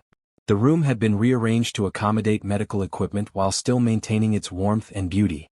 "This is perfect," Faith said, helping Richard into the recliner. "You can see the whole coastline from here." Richard nodded, his gaze moving to the window. "It is perfect," he agreed. "Thank you for making this happen." Faith kissed the top of his head. "Try to rest. I'm going to unpack our things and check in with the hospice coordinator." As she turned to leave, Richard caught her hand. "Faith." "Yes." "I'm glad it's you," he said simply. At the end, "I'm glad it's you with me." Faith felt her throat tighten with emotion. "I'm glad too," she managed. "There's nowhere else I'd rather be." Over the next 2 weeks they settled into a new routine.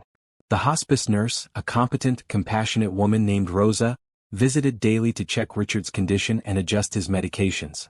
Faith learned to administer pain relief, to recognize the signs of discomfort Richard tried to hide, to help him with the increasingly difficult tasks of daily living. Between these moments of caregiving were other, quieter moments. Richard telling stories of his childhood, of his years building his business. Faith reading to him from his favorite books. Both of them watching the ever-changing ocean from the window, finding peace in its constant motion. Friends visited, David Cohen, Richard's longtime lawyer and friend. A few business associates Richard had been close to, the director of the art museum where Richard had served on the board for decades. They came with gentle words and sad eyes, saying goodbye without saying the words. Faith watched these interactions with a heavy heart, seeing how each visitor took a little more of Richard's limited energy, yet understanding his need to put his relationships in order, to say his farewells in his own way. One evening, about 3 weeks after they had stopped the chemotherapy, Faith was organizing Richard's medications for the night when she noticed something unusual. The bottle of liquid morphine that had been nearly full that morning was now almost empty. Faith frowned, checking the log where she recorded every dose. According to her notes, the bottle should still be more than half full. Had she made a mistake in her charting? Had she been giving Richard more than she thought? Or had the bottle leaked somehow? She was still puzzling over this when Wilson appeared at the door, carrying a tray with Richard's evening tea. "Wilson," she said, "have you seen anyone handling Mr. Harrington's medications today?" Wilson set down the tray, his expression perplexed. "No, Faith. No one but you and the nurse this morning. Is something wrong?"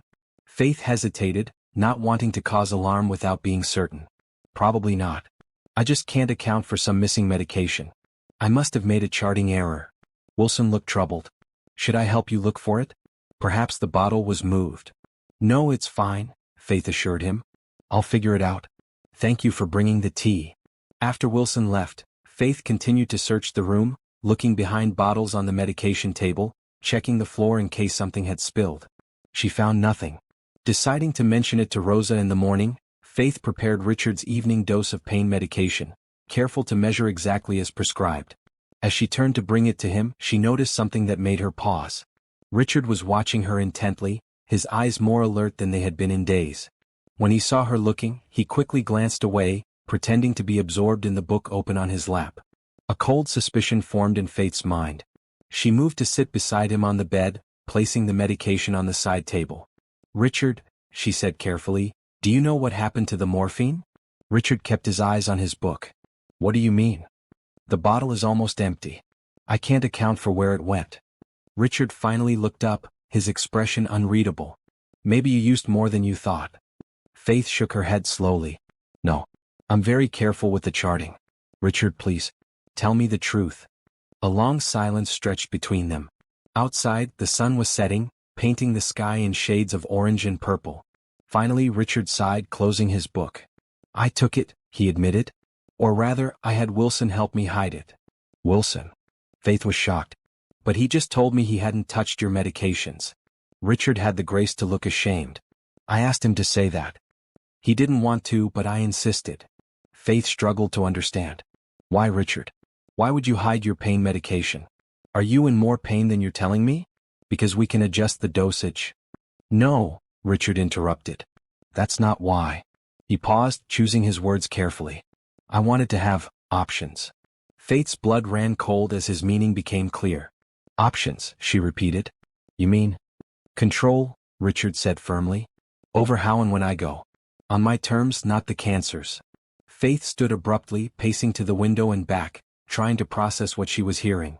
"Richard, I can't believe you would." She stopped, unable to find the words. "I'm sorry," Richard said softly.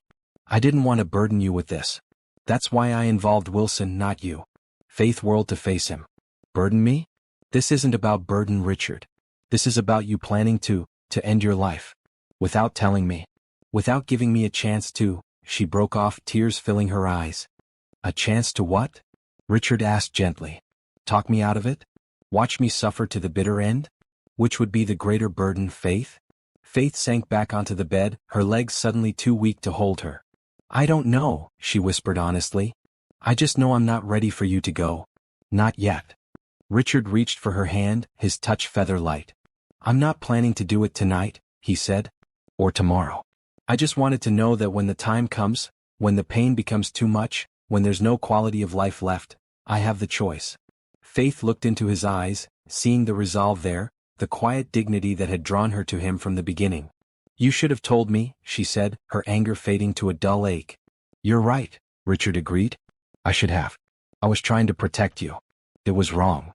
Faith took a deep breath, trying to think clearly through the emotional storm inside her. As a nursing student, she had studied end-of-life care, had discussed the ethics of physician-assisted death in certain states. She understood the arguments on both sides. But this was different. This was Richard. Her husband. The man she loved. "I don't know if I can support this," she said honestly. Richard nodded. "I understand. And I won't ask you to be part of it. That's why I involved Wilson. But Faith, please try to understand. This disease has taken so much from me already. I don't want it to take my dignity too." Faith was quiet for a long time, watching the last light fade from the sky outside, feeling the weight of Richard's words, of his request for understanding if not approval. Finally she turned back to him. "Promise me something," she said. "What?" "Promise you'll talk to me first. Before you make that decision. Promise you'll give me a chance to say goodbye." Richard's eyes filled with tears. "I promise," he said hoarsely. Faith leaned forward to kiss him gently. "I'm still angry with you," she whispered against his lips. "For keeping this from me? For putting Wilson in such a terrible position?" "I know," Richard said. "I'm sorry." Faith straightened up, wiping her eyes. "I need to talk to Wilson. And then we need to come up with a better plan. One that doesn't involve hiding medications or keeping secrets." Richard nodded. "Okay." Faith stood and moved to the door, then paused, looking back at her husband. This complicated, proud, loving man who had changed her life in ways she was still discovering. "Richard. Yes. I love you. Even when you drive me crazy, I love you." A small smile touched Richard's lips. "I love you too. Always." As Faith went to find Wilson, her mind raced with conflicting emotions. Anger at Richard's deception. Fear of the choice he was contemplating. Understanding of his desire for control in the face of a disease that stripped control away day by day. And beneath it all, a deep, aching love that made everything else bearable. Whatever came next, Faith promised herself they would face it together. Honestly. Openly. The way marriage was meant to be. Despite Faith's fears, Richard did not use the hidden morphine in the days that followed their confrontation. Instead, they had a long, difficult conversation with Wilson and Rosa, the hospice nurse, about end-of-life options and Richard's wishes. Rosa explained the legal and medical realities, the ways the hospice team could manage pain and symptoms to keep Richard comfortable without hastening death.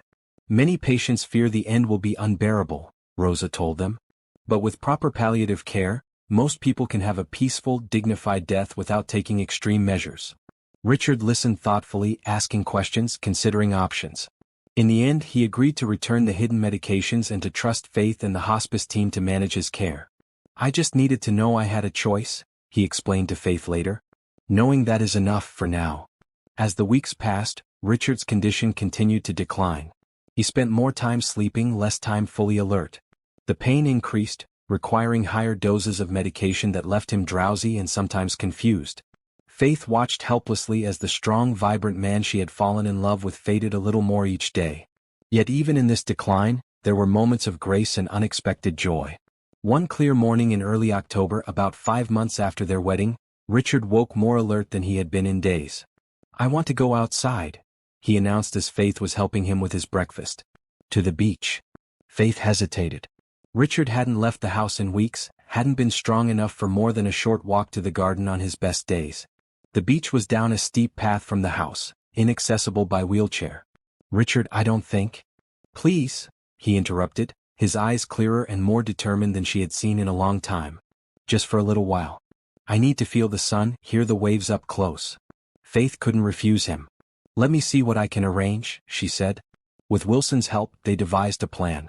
Richard would be carried down to the beach in a special portable stretcher the hospice team sometimes used for patients who wanted to spend time outdoors. Wilson enlisted the gardener and the driver to help, and by mid-morning, they had Richard settled on a comfortable lounge chair on the sand, bundled in blankets against the October chill, the Pacific stretching endlessly before him. Faith sat beside him, holding his hand, watching as he closed his eyes and turned his face to the sun, breathing deeply of the salt air. "Thank you for this," he said after a while. "It's perfect." Faith squeezed his hand. "You're welcome. It's good to see you out here. You look better already." Richard nodded. "I feel better. More like myself." He opened his eyes, looking at her intently. "Faith, there's something I want to discuss with you." Faith felt a flutter of anxiety. "What is it?" "The foundation," Richard said. "The Harrington Collins Foundation for Medical Education. I want to make sure you understand how important it is." Faith nodded. "I do. It's a wonderful legacy, Richard. It's more than that, Richard insisted, an urgency in his voice she hadn't heard in weeks. It's your future too. A purpose when this is over. Faith looked away, still uncomfortable discussing the time after Richard would be gone. Richard, I don't want to talk about. We need to, he interrupted gently. I need to know you'll be okay, Faith. Not just financially, that's all taken care of, but emotionally, spiritually. I need to know you'll have a reason to get up in the morning. Faith turned back to him, tears in her eyes. You can't manage my grief from beyond the grave, Richard. No, he agreed. But I can give you the tools to manage it yourself. The foundation is one of those tools. A way to channel your pain into purpose, to help others while honoring what we had together. Faith was quiet for a moment, considering his words. She knew he was right, even as part of her wanted to deny it, to pretend they still had all the time in the world. Tell me more about your vision for it, she said finally. Richard's face lit up with an enthusiasm she hadn't seen in too long. It starts with nursing scholarships, of course, full rides for students from disadvantaged backgrounds like you were. But beyond that, I see it expanding to fund research in palliative care, to support hospitals in underserved communities, to create educational programs that teach compassion alongside clinical skills. As he spoke, painting a picture of the foundation's potential, Faith began to see it too, a living legacy that would grow and evolve, touching countless lives over the years to come. A way to transform their private love story into a force for public good. It's beautiful, she said when he paused for breath. All of it. You'll make it happen? Richard asked, a note of vulnerability in his voice. After? Faith nodded, a sense of purpose settling over her like a mantle. I will. I promise. Richard smiled, relief clear in his eyes. There are files in my study, plans, contacts, initial funding arrangements. David knows all the details. But the vision, the heart of it, that's for you to shape, Faith. You'll know what's right. Faith leaned forward to kiss him gently. We'll start now, she decided. Together while we can. I want to learn everything, understand your vision completely. Richard's eyes shone with gratitude and love. That would mean everything to me. They spent the rest of the morning on the beach, Richard outlining his hopes for the foundation, Faith taking notes on her phone, asking questions, offering suggestions. For those few precious hours, the disease receded into the background. They were partners again, building something meaningful together, the way they had been before cancer intruded on their lives. When they finally returned to the house, Richard was exhausted but visibly content. Best day in weeks, he murmured as Faith helped him back into bed. Thank you. Faith kissed his forehead, her heart full. Thank you for sharing your vision with me. For trusting me with it. Over the next week, despite his declining health, Richard rallied enough to spend a few hours each day working with Faith on the foundation plans. They moved his favorite armchair into the study so he could be comfortable while they reviewed documents, made calls to potential board members, and refined the mission statement together. Faith watched in wonder as Richard came alive during these sessions, his mind as sharp and creative as ever even as his body failed him. This project gave him purpose, gave meaning to his remaining days in a way that touched her deeply. During one of these planning sessions, as Faith was making notes on the foundation's scholarship criteria, Richard suddenly asked, Do you have any regrets, Faith? About us? Faith looked up, surprised by the question. Regrets? No. Why would I? Richard gazed out the window, his expression thoughtful. You're so young. You gave up so much to be with me, especially these last months. Your studies, your friends, a normal life. Faith set down her pen, moving to perch on the arm of his chair. I gave up nothing that matters, she said firmly. Being with you, loving you, it's been the most meaningful experience of my life. Richard looked up at her, vulnerability in his eyes. Even now, with all this. He gestured vaguely at his weakened body, at the medical equipment that had become a fixture in their home. Especially now, Faith said, taking his hand. This is where love proves itself, Richard. Anyone can love when it's easy. The privilege has been loving you through all of it. Richard's eyes filled with tears. I don't deserve you, he whispered. Faith shook her head, smiling through her own tears. It was never about deserving. It was about finding each other against all odds. That evening as they finished dinner, Richard managing a few bites of soup, Faith pretending not to notice how little he ate, Richard had another request. I want to have a party, he announced. Faith raised her eyebrows. A party? Richard nodded, his expression animated. A launch party for the foundation. Nothing too elaborate, Just the key people, the initial board members, a few close friends. A chance to present our vision officially, to bring it to life while I'm still here to see it. Faith hesitated. Richard was growing weaker by the day. The effort of a social event, even a small one, would be enormous. Are you sure you're up for that? No, Richard admitted with a small smile. But I want to do it anyway. Matters, Faith. Please. Looking at his determined face, Faith couldn't refuse. All right, she agreed. But it has to be small and brief, and we'll hold it here so you can rest when you need to. Deal, Richard said, his eyes bright with anticipation. Next Saturday? That gives us 10 days to prepare. Faith nodded, already making mental lists of what needed to be done. Next Saturday it is. The preparations for the party gave the next week a sense of purpose and momentum that had been missing from their days. Faith worked with Wilson to plan a simple but elegant reception in the large living room overlooking the ocean. She coordinated with David Cohen to invite the right people, the founding board members, key potential donors, a few of Richard's closest friends. Richard, meanwhile, focused his dwindling energy on preparing remarks for the event. Faith would often find him dictating notes into his tablet, refining the message he wanted to convey about the foundation's mission. 3 days before the party, Faith was reviewing the catering order in the kitchen when Rosa, the hospice nurse, asked to speak with her privately. Richard's declining faster than we anticipated, Rosa said gently once they were alone. His liver function tests from yesterday show significant deterioration. I'm concerned about this party, Faith. It may be too much for him. Faith felt a cold knot of fear in her stomach. How long does he have? Rosa shook her head, compassion in her eyes. It's impossible to say exactly. But we're looking at days, Faith. Not weeks. Faith closed her eyes briefly, absorbing this news. He really wants this party, she said finally. It's giving him something to live for, to work toward. I understand, Rosa said. And if it's important to him, we should support it. But you should be prepared for the possibility that he might not make it to Saturday, or that he might be too weak to participate if he does. Faith nodded, her throat tight. Thank you for being honest with me. I'll talk to Richard, see what he wants to do.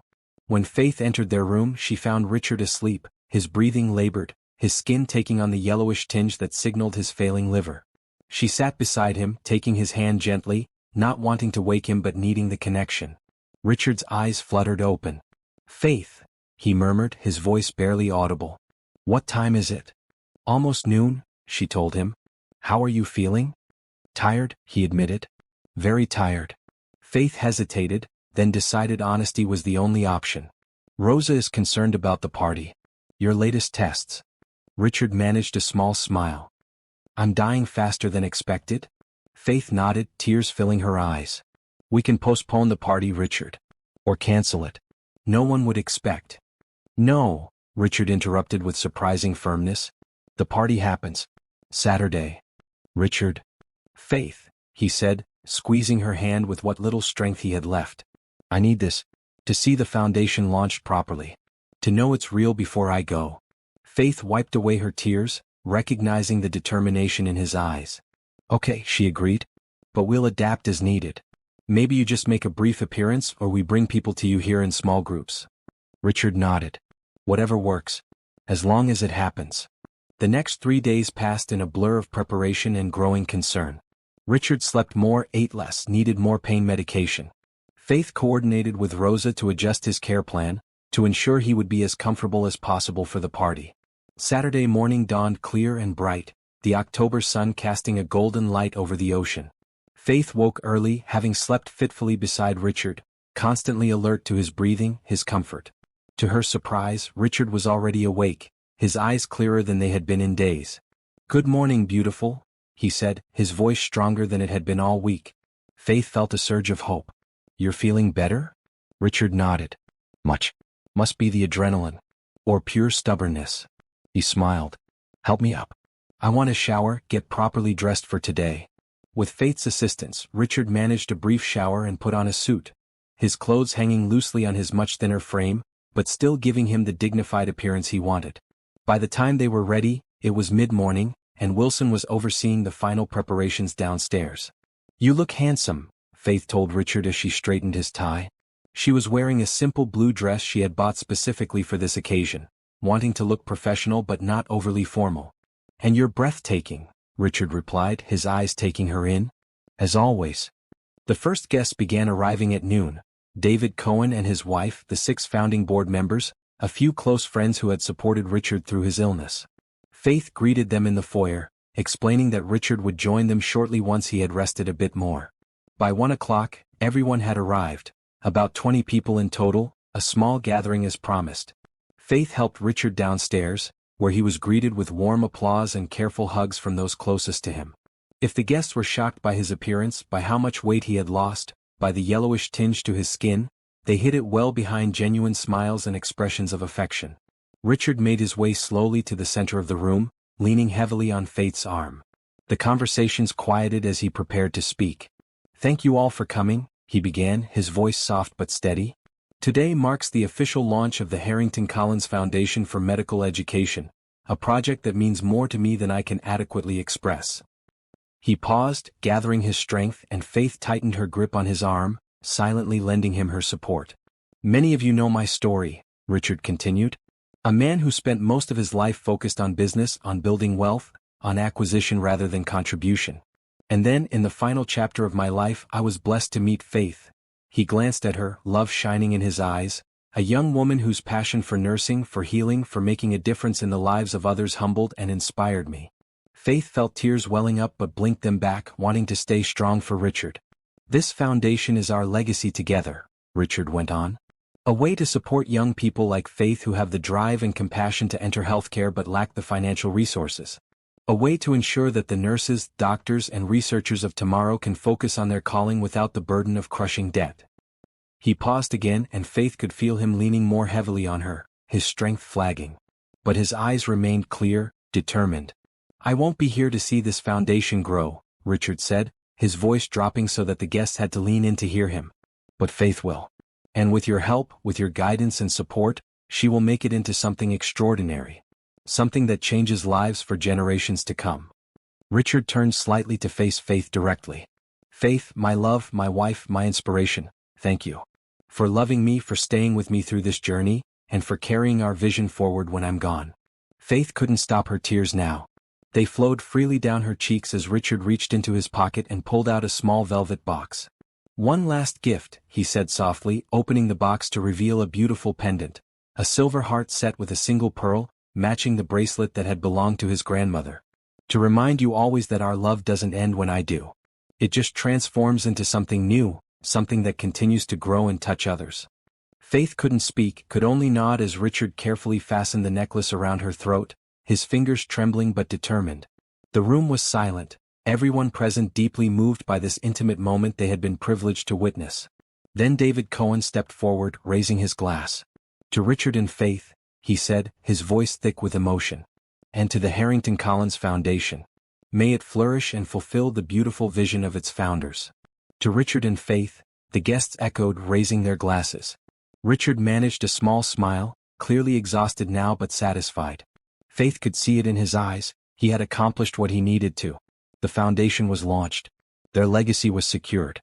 "I think I need to rest now," he whispered to Faith. She nodded, supporting him as they moved toward the staircase. The guests parted respectfully, many reaching out to touch Richard's shoulder or arm gently as he passed, a silent gesture of farewell. David approached them at the foot of the stairs. "Let me help," he offered, taking Richard's other arm. Together, Faith and David helped Richard back to the bedroom, where Rosa was waiting. As they settled him on the bed, Richard looked up at David. "Take care of her," he said, his voice barely audible. "When it's time."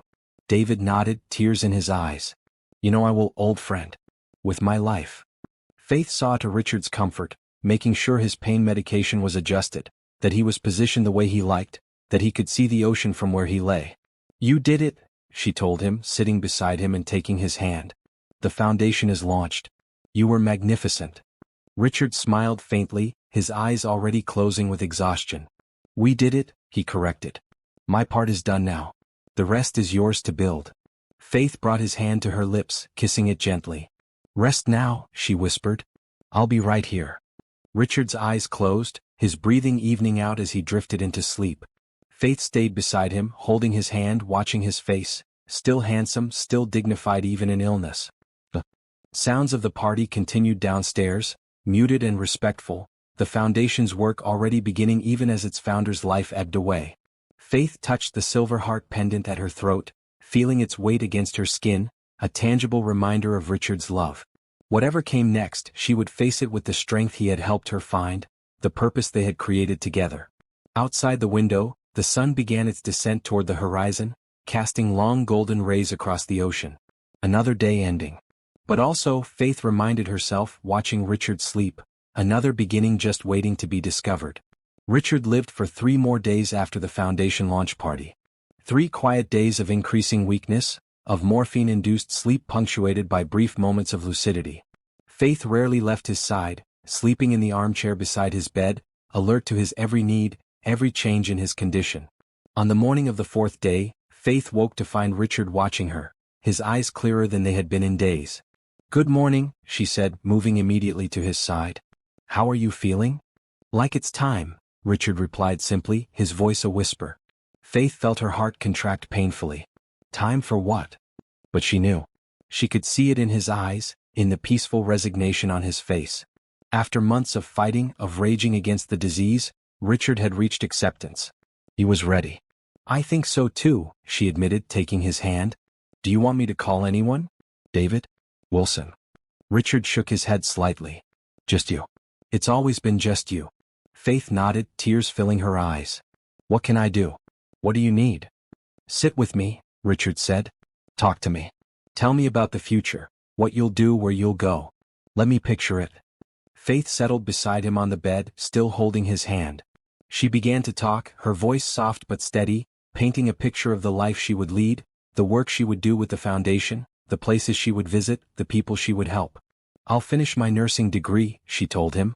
"Graduate in the spring like we planned. Then I'll work in oncology for a while, I think, use what I've learned with you to help others." Richard smiled faintly. "You'll be wonderful at that," he murmured. "The foundation will take some of my time too," Faith continued. "We already have applications for the first round of scholarships. 10 full rides for nursing students from disadvantaged backgrounds, just like we discussed." "Good," Richard whispered. "That's good." "And I'll travel," Faith went on, knowing this was important to Richard, who had always been concerned that she would isolate herself in grief after he was gone. "Not right away but eventually. All those places you told me about, Venice, Kyoto, the Greek islands. I'll see them for both of us." Richard's eyes drifted closed, but she knew he was still listening by the way his fingers tightened slightly around hers. "I'll add a charm to the bracelet each year like you asked," she promised. "Something meaningful from each year of my life. And someday when it's heavy with memories, I'll pass it on to someone who needs it. Someone who needs to know that love doesn't end, it just changes form." Richard's breathing had become more labored, each inhale a visible effort. Faith reached for the morphine, administering the dose that would ease his discomfort. As the medication took effect, Richard's face relaxed slightly. "Thank you," he whispered, so softly Faith had to lean close to hear him. "For everything. For loving me. For these months together." "No," Faith said, her voice breaking. "Thank you. For showing me what love really is. For trusting me with your heart, with your legacy." Richard's eyes opened once more, finding hers with effort. "I'm not afraid," he told her. "Not anymore."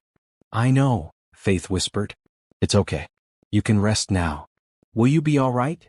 he asked, concern for her evident even now at the very end. Faith managed a smile through her tears. "Yes," she promised. "Not right away. But eventually, yes.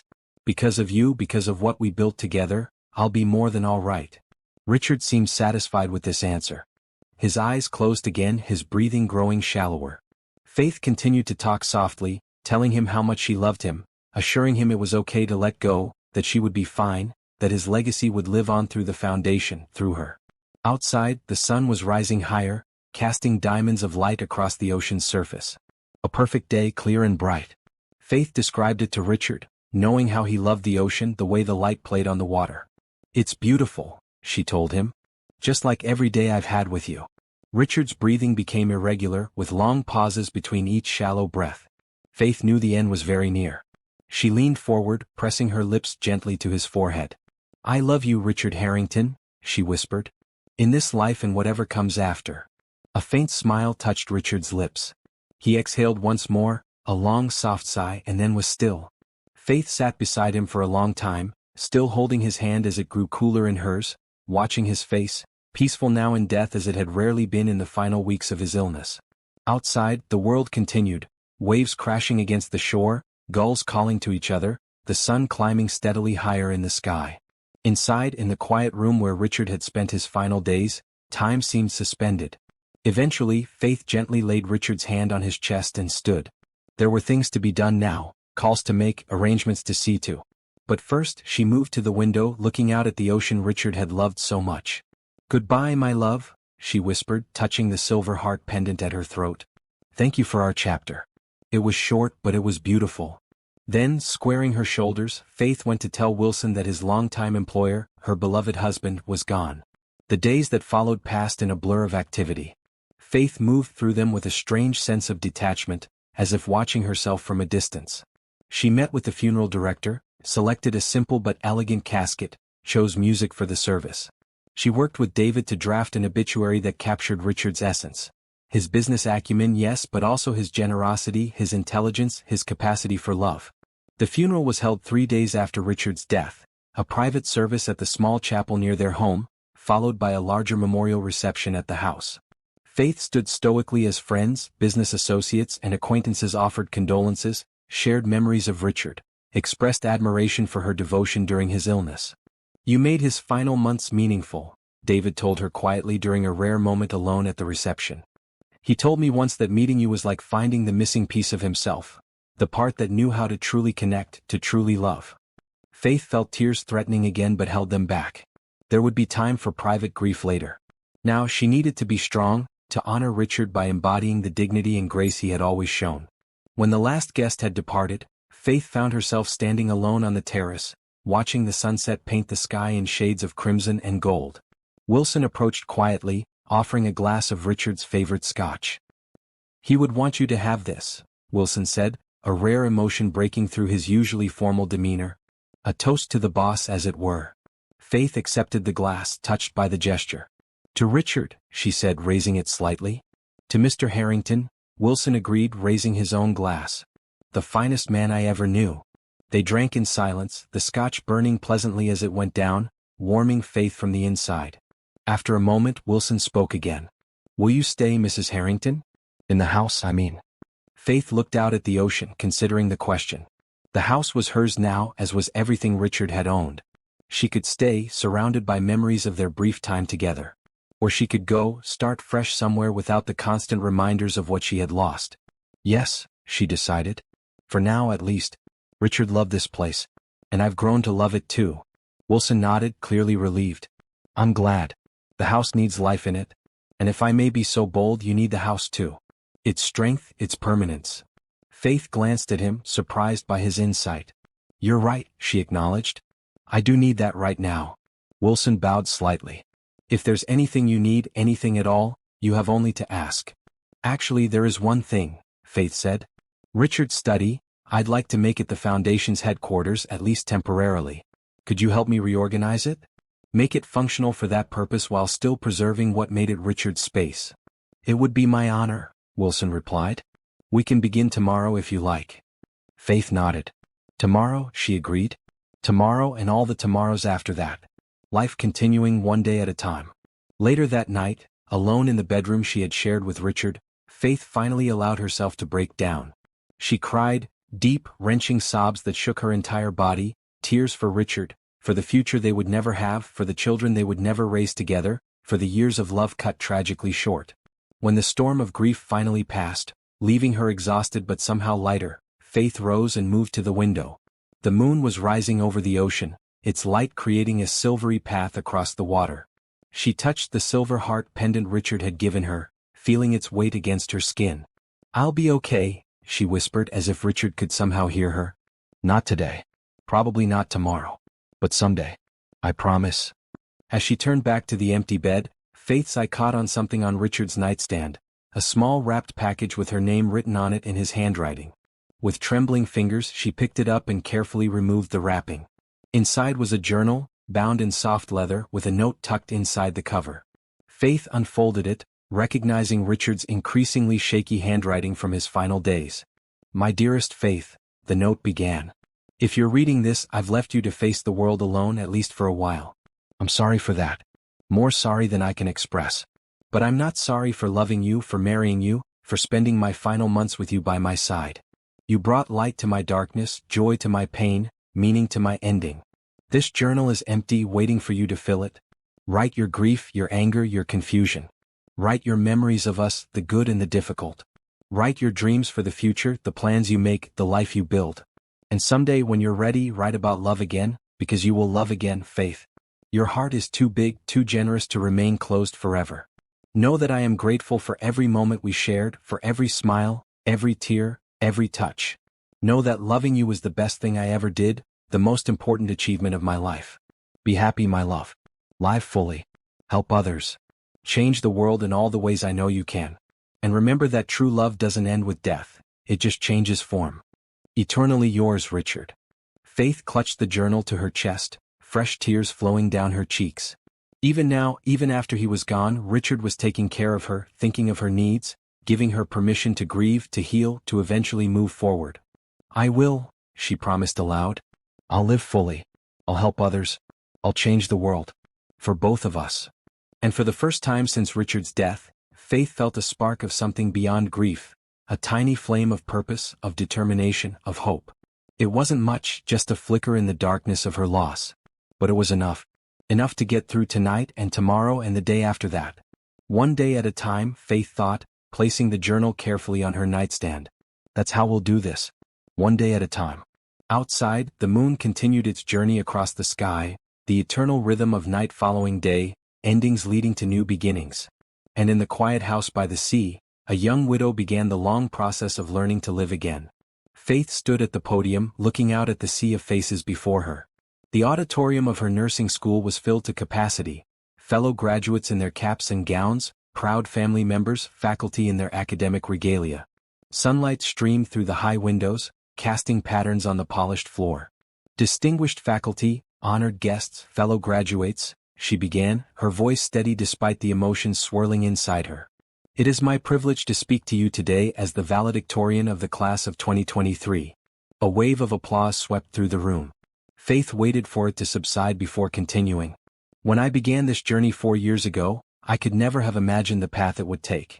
I came to nursing school with a simple goal, to help others the way the nurses who cared for my grandmother had helped her. I thought I understood what that meant. I was wrong. She paused, her hand rising unconsciously to touch the silver heart pendant she always wore. True nursing, I've learned, isn't just about medical knowledge or technical skills, though those are certainly important. It's about showing up, fully present for another human being in their most vulnerable moments. It's about seeing the person, not just the patient. It's about honoring the dignity and worth of each life, however long or short it may be. Faith's gaze moved to the empty seat in the front row, the one she had reserved in Richard's memory. Beside it sat Wilson, dignified in a dark suit, and David Cohen, who had become like family in the months since Richard's death. 7 months ago, I lost my husband to pancreatic cancer, Faith continued, her voice softening. Many of you know this story. Richard Harrington was 71 when we married, 47 years my senior. We had 6 beautiful, difficult, precious months together before the disease took him. She looked out at her classmates, seeing compassion in their eyes. Many had reached out to her after Richard's death, offering support, understanding, friendship. The barriers that had existed before, the whispers, the assumptions, had fallen away in the face of her loss, her grief, her quiet determination to complete her degree despite everything. Those months taught me more about nursing, about compassion, about human dignity than any textbook or clinical rotation ever could. They transformed me from a student who wanted to help into a caregiver who understood, bone deep, what help truly means. Faith took a deep breath, steadying herself. As we graduate today and prepare to enter the nursing profession, I want to share 3 lessons I learned from that experience. Lessons that I believe will serve us well in the challenging, rewarding work that lies ahead. She held up one finger. First, presence matters more than perfection. There were days when I couldn't ease Richard's pain, couldn't stop the progression of his disease, couldn't fix what was broken. But I could be there, fully there, listening, holding his hand, sharing the burden of his suffering. Never underestimate the power of your presence, even when your medical interventions fall short. A second finger joined the first. Second, dignity is a fundamental human right. In illness, in aging, in dying, People often feel their dignity slipping away as their bodies fail them. As nurses, we have the privilege and responsibility to preserve that dignity, through our words, our actions, our unwavering respect for the person behind the diagnosis. And finally, a third finger. Last but perhaps most important, love transforms. It transforms the caregiver and the cared for. It transforms suffering not by removing it but by giving it meaning. In our profession, we're taught to maintain professional boundaries, to protect ourselves from burnout. That's wise advice. But don't confuse boundaries with barriers. Allow yourself to care, to connect, to be touched by the lives you encounter. That's where the deepest satisfaction in nursing comes from. Faith paused, looking around the auditorium, making eye contact with as many of her classmates as she could. As we leave here today, beginning careers that will take us in many different directions, I hope we'll carry these lessons with us. I hope we'll remember that nursing is not just what we do, it's who we are. It's how we show up in the world, how we serve, how we honor the privilege of being trusted with others' most vulnerable moments. She smiled, feeling a sense of peace wash over her. Congratulations, class of 2023. May we go forth and heal not just with our hands and minds but with our hearts. The applause was thunderous, the entire audience rising to their feet. Faith stepped back from the podium, accepting the embrace of the dean, the handshakes of the faculty on the stage. As she returned to her seat, she caught Wilson's eye in the audience. He nodded once, pride evident on his usually impassive face. Beside him, David wiped away a tear. After the ceremony, as graduates and families mingled on the lawn outside, Faith found herself surrounded by well-wishers, classmates, professors, even a few patients she had cared for during her clinical rotations. "Beautiful speech," said Professor Martinez, the tough but fair instructor who had become Faith's mentor. "Richard would be proud." Faith smiled. "Thank you.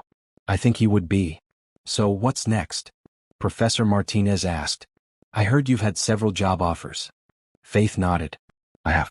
But I've decided to take a different path, at least for now." She explained her plans: to work part-time at the cancer center where Richard had been treated while devoting the rest of her time to running the Harrington Collins Foundation. "The foundation's growing faster than we expected," she told Professor Martinez. "We've already funded scholarships for 15 nursing students, and we're launching a new initiative to support palliative care research." "That's wonderful," Professor Martinez said warmly. "A fitting legacy for both of you." As the crowd began to disperse, Faith made her way to where Wilson and David waited beneath a large oak tree. "Magnificent speech," David said, embracing her. "You had everyone in tears, including this old lawyer who prides himself on his stoicism." Faith laughed. "Thank you for coming. Both of you. It means a lot to have you here." Wilson cleared his throat. "Mr. Harrington would not have missed this for anything," he said formally. "It seemed right that we should be here in his stead." Faith touched his arm. Gently. "You've been a rock these past months, Wilson. I couldn't have managed without you." Wilson looked momentarily flustered by the personal acknowledgement. "It is my pleasure to be of service, Mrs. Harrington." "Faith," she corrected automatically, a familiar exchange between them. "Faith," Wilson conceded with a small smile.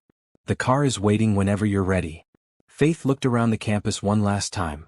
The buildings where she had spent countless hours studying, the paths she had walked between classes, the bench where she used to sit with her few close friends before they had drifted away when her relationship with Richard became serious. "I'm ready," she decided. "Let's go home." The drive back to the cliffside house was quiet, each of them lost in their own thoughts. Faith watched the familiar landscape pass by, reflecting on how much had changed in a year. Last May she had been falling in love with Richard, discovering a connection she had never expected to find. Now she was a widow, a nursing school graduate, the director of a growing foundation. The journey had been far from what she had imagined, but she wouldn't trade it for anything. When they arrived home, Faith was surprised to find several cars parked in the circular driveway. "What's this?" she asked, turning to Wilson and David, who exchanged guilty looks. "A small celebration," David admitted. "Nothing elaborate, just a few people who wanted to congratulate you on your graduation." Faith raised an eyebrow. "You two planned this?" Wilson nodded. "We took the liberty, yes. If it's unwelcome." "No," Faith interrupted, touched by their thoughtfulness. "It's perfect. Thank you." Inside she found the living room filled with familiar faces. Rosa, the hospice nurse who had cared for Richard, Dr. Chin, his oncologist, several board members from the foundation, and most surprisingly, Jasmine and Marcus, her former friends who had reached out after Richard's death, seeking reconciliation. "Congratulations, Nurse Harrington," they called as she entered, raising glasses in a toast. Faith felt a wave of gratitude wash over her. These people, some who had known her before Richard, others who had come into her life because of him, they were her community now. Her support system. Her family. The celebration was exactly what Faith needed. Not too large or overwhelming, just the right mix of people who understood her journey, who had been part of her story in different ways. There was laughter, good food, genuine conversation. Faith moved among her guests, accepting congratulations, sharing stories, feeling more like herself than she had in months. As the evening wound down, Faith found herself on the terrace, looking out at the ocean just as the sun was beginning to set. The view never failed to bring Richard to mind. His love for this place, the peace he had found here in his final days. "It's beautiful tonight," came a voice beside her. Faith turned to find Rosa, the hospice nurse who had become a friend during Richard's illness. "It is," Faith agreed. "Richard always said the sunsets here were better than anywhere else in the world." Rosa smiled, leaning against the railing. "How are you really doing, Faith? Beyond the brave face you show everyone?" Faith considered the question, appreciating Rosa's directness. "I'm getting there," she said honestly. "Some days are still hard. I still reach for him when I first wake up. I still catch myself thinking of things to tell him." She touched the silver heart pendant at her throat. "But there are good days too. Days when I feel like I'm moving forward, not just surviving." Rosa nodded. "That's grief. It's not a straight line. It's a spiral. You keep coming back to the same places but hopefully from higher ground each time." Faith looked at her, struck by the wisdom in those words. "That's exactly it. I'm still grieving, still missing him every day. But I'm also finding purpose again, finding joy in small things." "Richard would be proud of you," Rosa said softly. "The way you've honored his memory, the work you're doing with the foundation." Faith smiled. "I think so too. And that helps, knowing he would approve of the choices I'm making." They stood in companionable silence, watching the sun sink lower toward the horizon. After a while, Rosa spoke again. "You know, in my 20 years as a hospice nurse, I've seen all kinds of relationships, all kinds of love stories. But what you and Richard had, it was special. Age difference aside, you two had a connection that most people search their whole lives for and never find." Faith felt tears prick her eyes. "Thank you for saying that. So many people assumed the worst about us." "People are quick to judge what they don't understand," Rosa replied. "But those of us who saw you together, who witnessed how you cared for each other, we knew the truth." As darkness fell, the remaining guests began to leave, offering final congratulations and warm embraces. Faith stood at the door, thanking each person for coming, for being part of her journey. When the last car had driven away, Faith returned to the terrace, drawn by the peace she always found there. David joined her, bringing 2 glasses of champagne.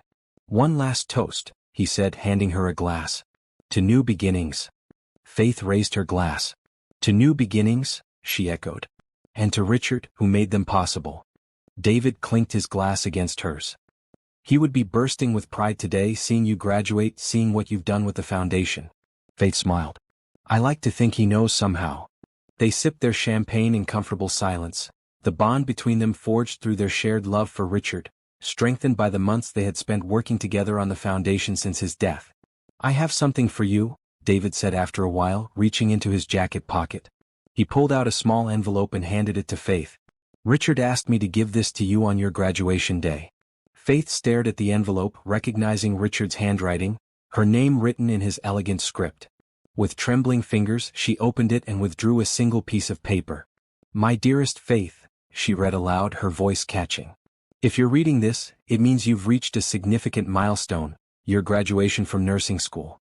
I always knew you would make it, even when doubts crept in during those difficult days of caring for me while trying to complete your studies. Your determination, your intelligence, your compassion. These are the qualities that make you not just a good nurse, but an extraordinary one. I wish more than anything that I could be there today, standing among your friends and family, applauding as you receive your diploma.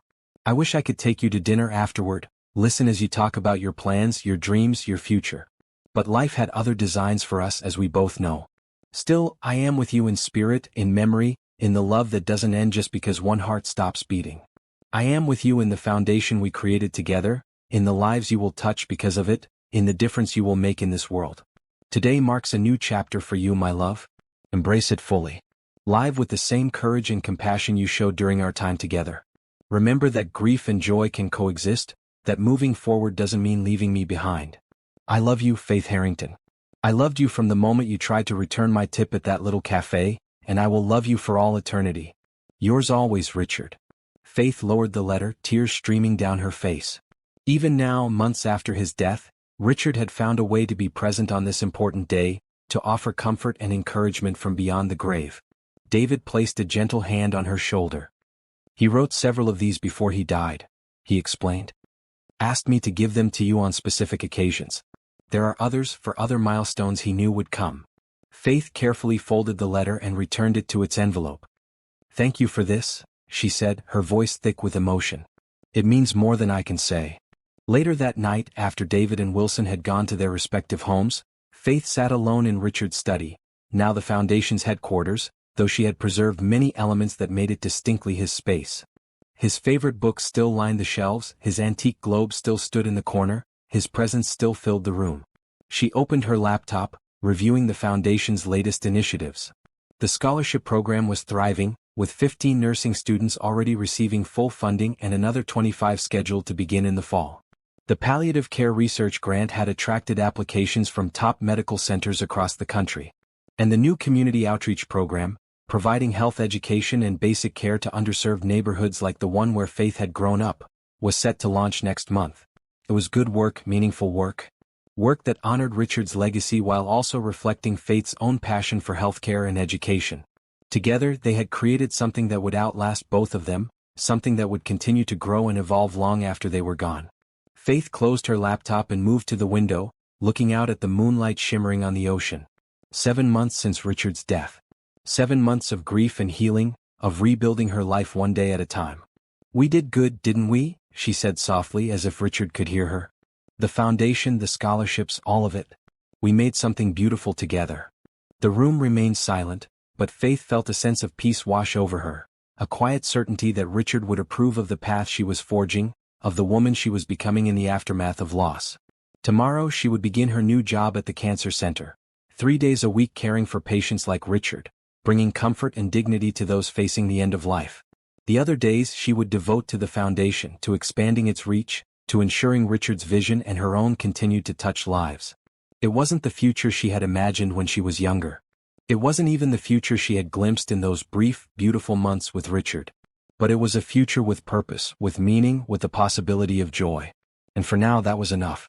Faith touched the silver heart pendant at her throat, a gesture that had become almost unconscious in the months since Richard's death. "Good night, my love," she whispered. "Thank you for everything." As she turned to leave the study, Faith caught sight of the charm bracelet on her wrist, Richard's grandmother's bracelet with its single silver heart. Today marked a milestone, a significant event in her life. It was time to add another charm. From her pocket, Faith withdrew a small silver caduceus, the symbol of medicine and healing, a representation of her new status as a nurse. Carefully she attached it to the bracelet beside the heart charm. 2 charms now. One for love, one for healing. The beginning of a collection that would grow over the years, marking the chapters of her life as she lived it fully, as Richard had wanted her to do. Outside, a nightingale began to sing, its clear, sweet notes floating through the open window. Faith smiled, remembering how Richard had once pointed out the bird's song during their honeymoon, how he had said it was a symbol of love that persists even in darkness.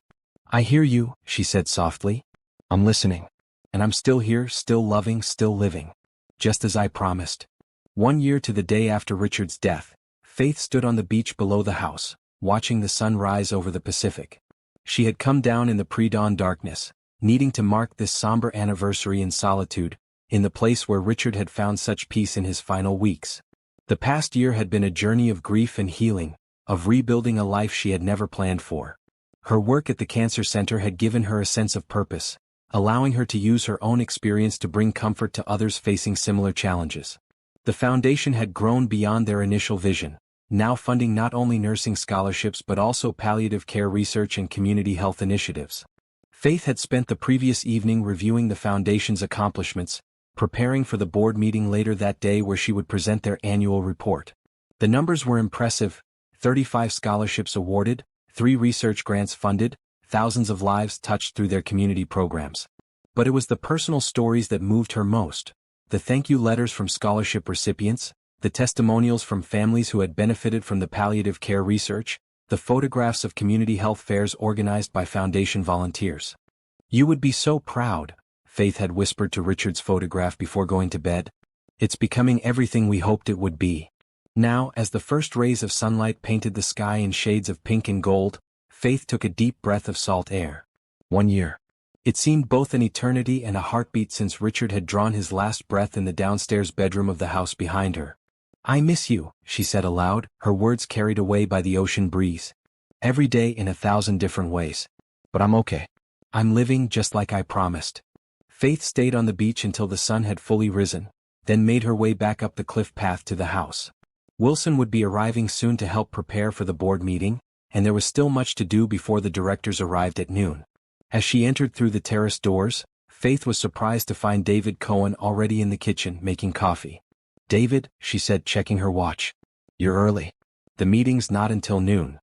David turned, coffee pot in hand, his expression somber. "I know. I wanted to talk to you privately before the others arrive." Something in his tone made Faith pause. "Is everything okay? Is there a problem with the foundation?" "No, nothing like that," David assured her. "The foundation is thriving thanks to your leadership. This is something else. Something personal." Faith felt a flicker of unease. "What is it?" David gestured toward the living room. "Let's sit down. This might take a while." Increasingly concerned, Faith followed him into the living room.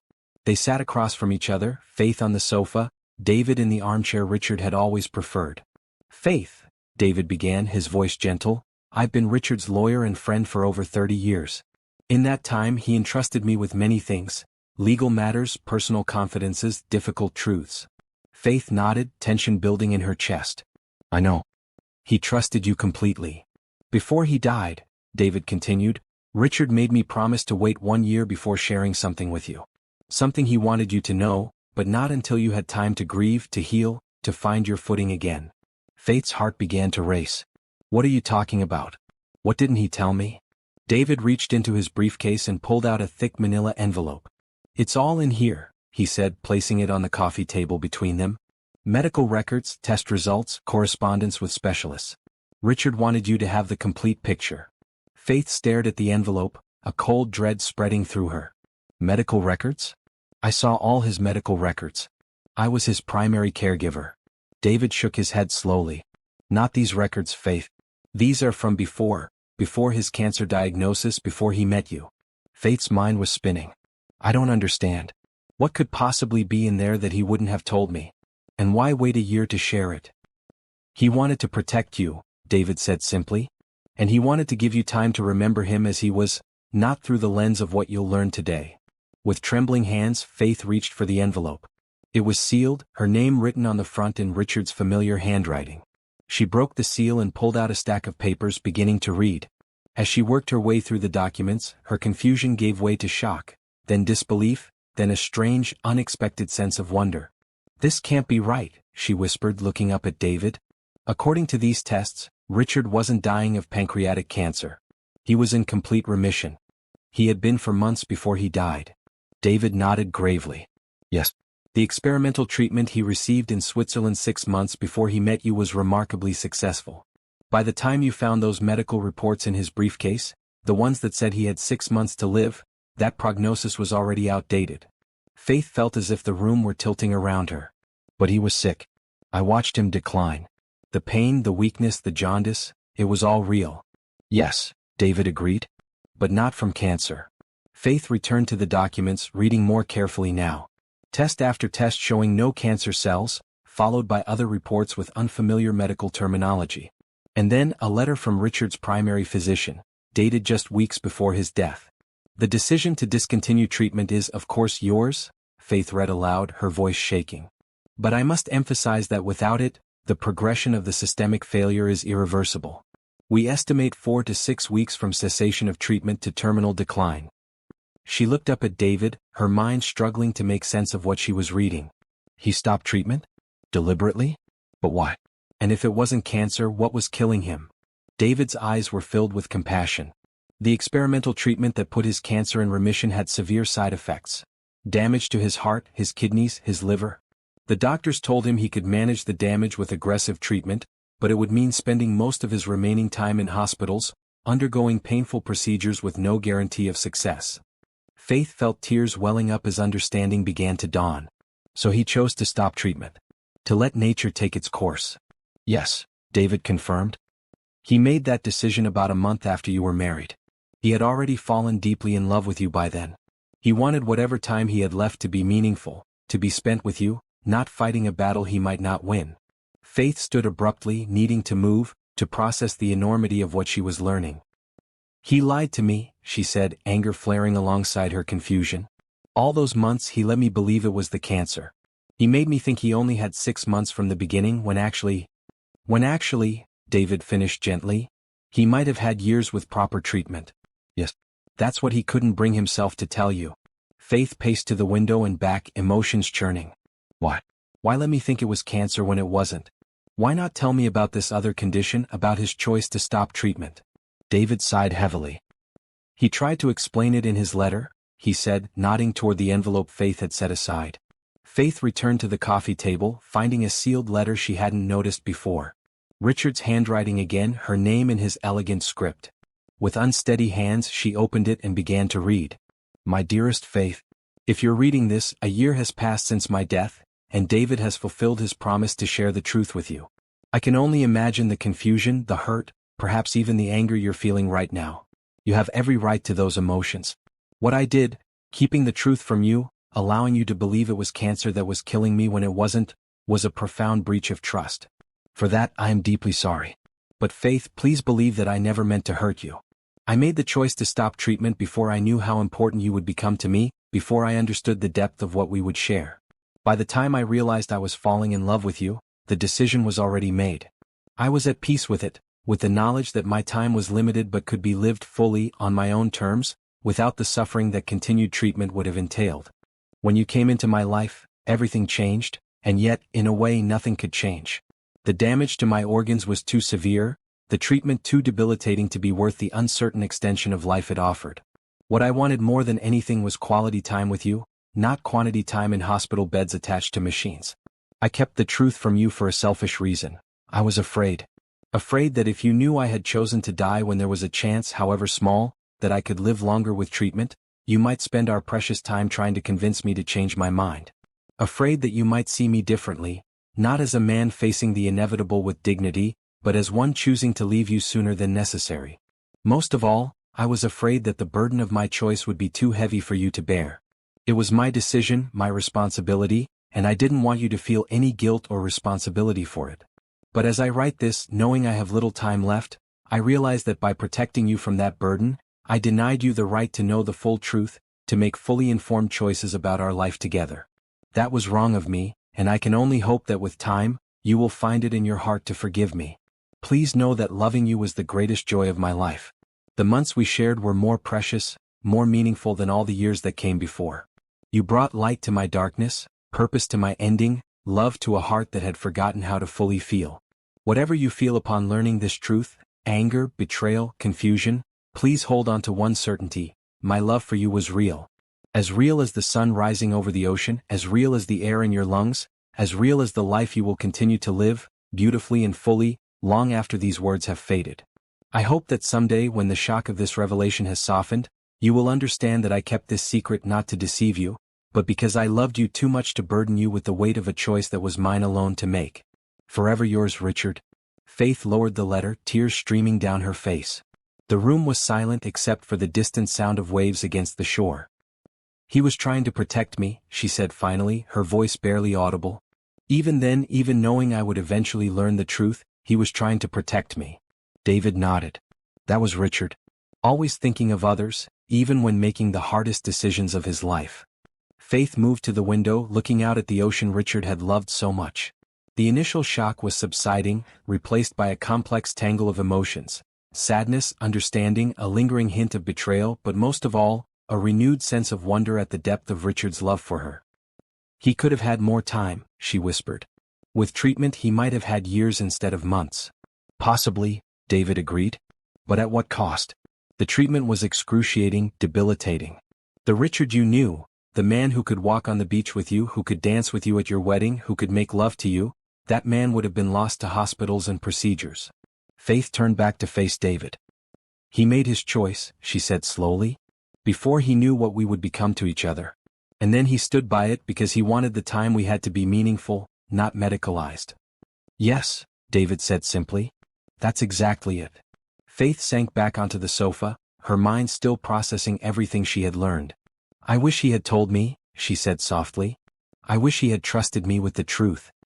He wanted to, David assured her. In his final days he almost did. But he was afraid it would change how you remembered him. Faith looked down at the silver heart pendant she always wore, at the charm bracelet on her wrist that now held 3 charms. The original heart, the caduceus from her graduation, and a small silver book added on the 6-month anniversary of Richard's death to represent the Foundation's educational mission. It does change how I remember him, she admitted. But not in the way he feared. She looked up at David, a new understanding in her eyes. It makes what we had even more precious, knowing that he chose quality over quantity, that he valued our time together so much that he was willing to have less of it if it meant being fully present, fully himself. David smiled, relief evident in his expression. That's what he hoped you would see eventually. That's why he wanted me to wait a year before telling you, to give you time to heal, to find your strength again. Faith stood, moving to the fireplace where Richard's photograph held a place of honor. She touched the frame gently, looking into the eyes of the man who had changed her life in ways she was still discovering. Thank you for telling me, she said to David. For keeping your promise to him, and for being here when I learned the truth. David rose, gathering the documents and returning them to the envelope. Richard loved you more than he ever thought possible, he said. That's the truth that matters most in the end. Faith nodded, a sense of peace settling over her despite the emotional turbulence of the morning.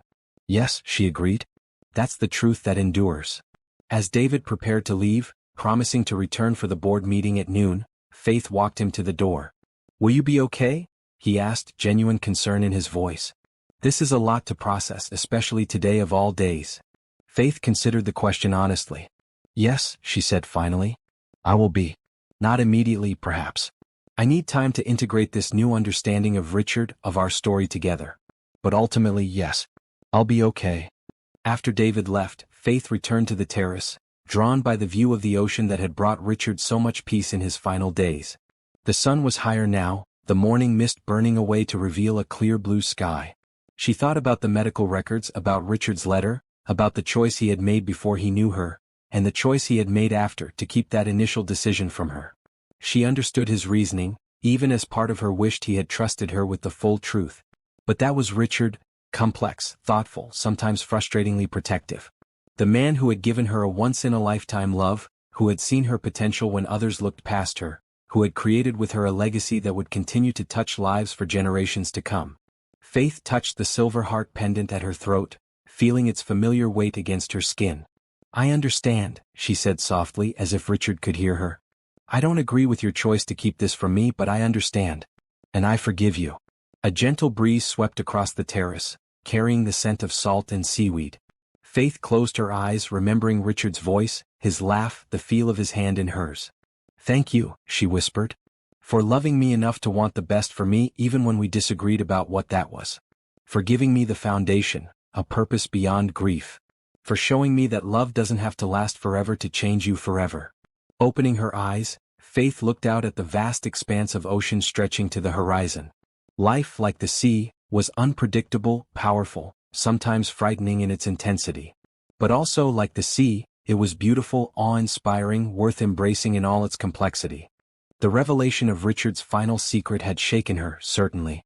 But it hadn't broken the foundation of what they had shared. If anything, it had deepened her understanding of the man she had loved, of the choices that had shaped their brief but profound time together. Faith checked her watch. The board members would be arriving in a few hours. There was still much to do, reports to finalize, presentations to review, plans for the Foundation's future to discuss. Life went on. Richard had known it would, had prepared her for it with his letters, his surprises from beyond the grave, his careful arrangements to ensure she would be financially secure, emotionally supported, purposefully engaged. 7 new nursing scholarships would be announced at today's meeting. 3 new research grants would be funded. The community health program would be expanded to 2 additional neighborhoods. Richard's legacy, their legacy, continued to grow, to evolve, to touch lives in ways they had only begun to imagine when they created the foundation together. Faith turned back toward the house, ready to face the day, to honor the anniversary of Richard's death by continuing the work they had begun. Whatever complexities, whatever secrets had been part of their story, one truth remained constant. Their love had created something meaningful, something that transcended their brief time together. And that, Faith decided as she stepped inside to prepare for the meeting, was the legacy worth celebrating, worth continuing, worth building upon for all the years to come.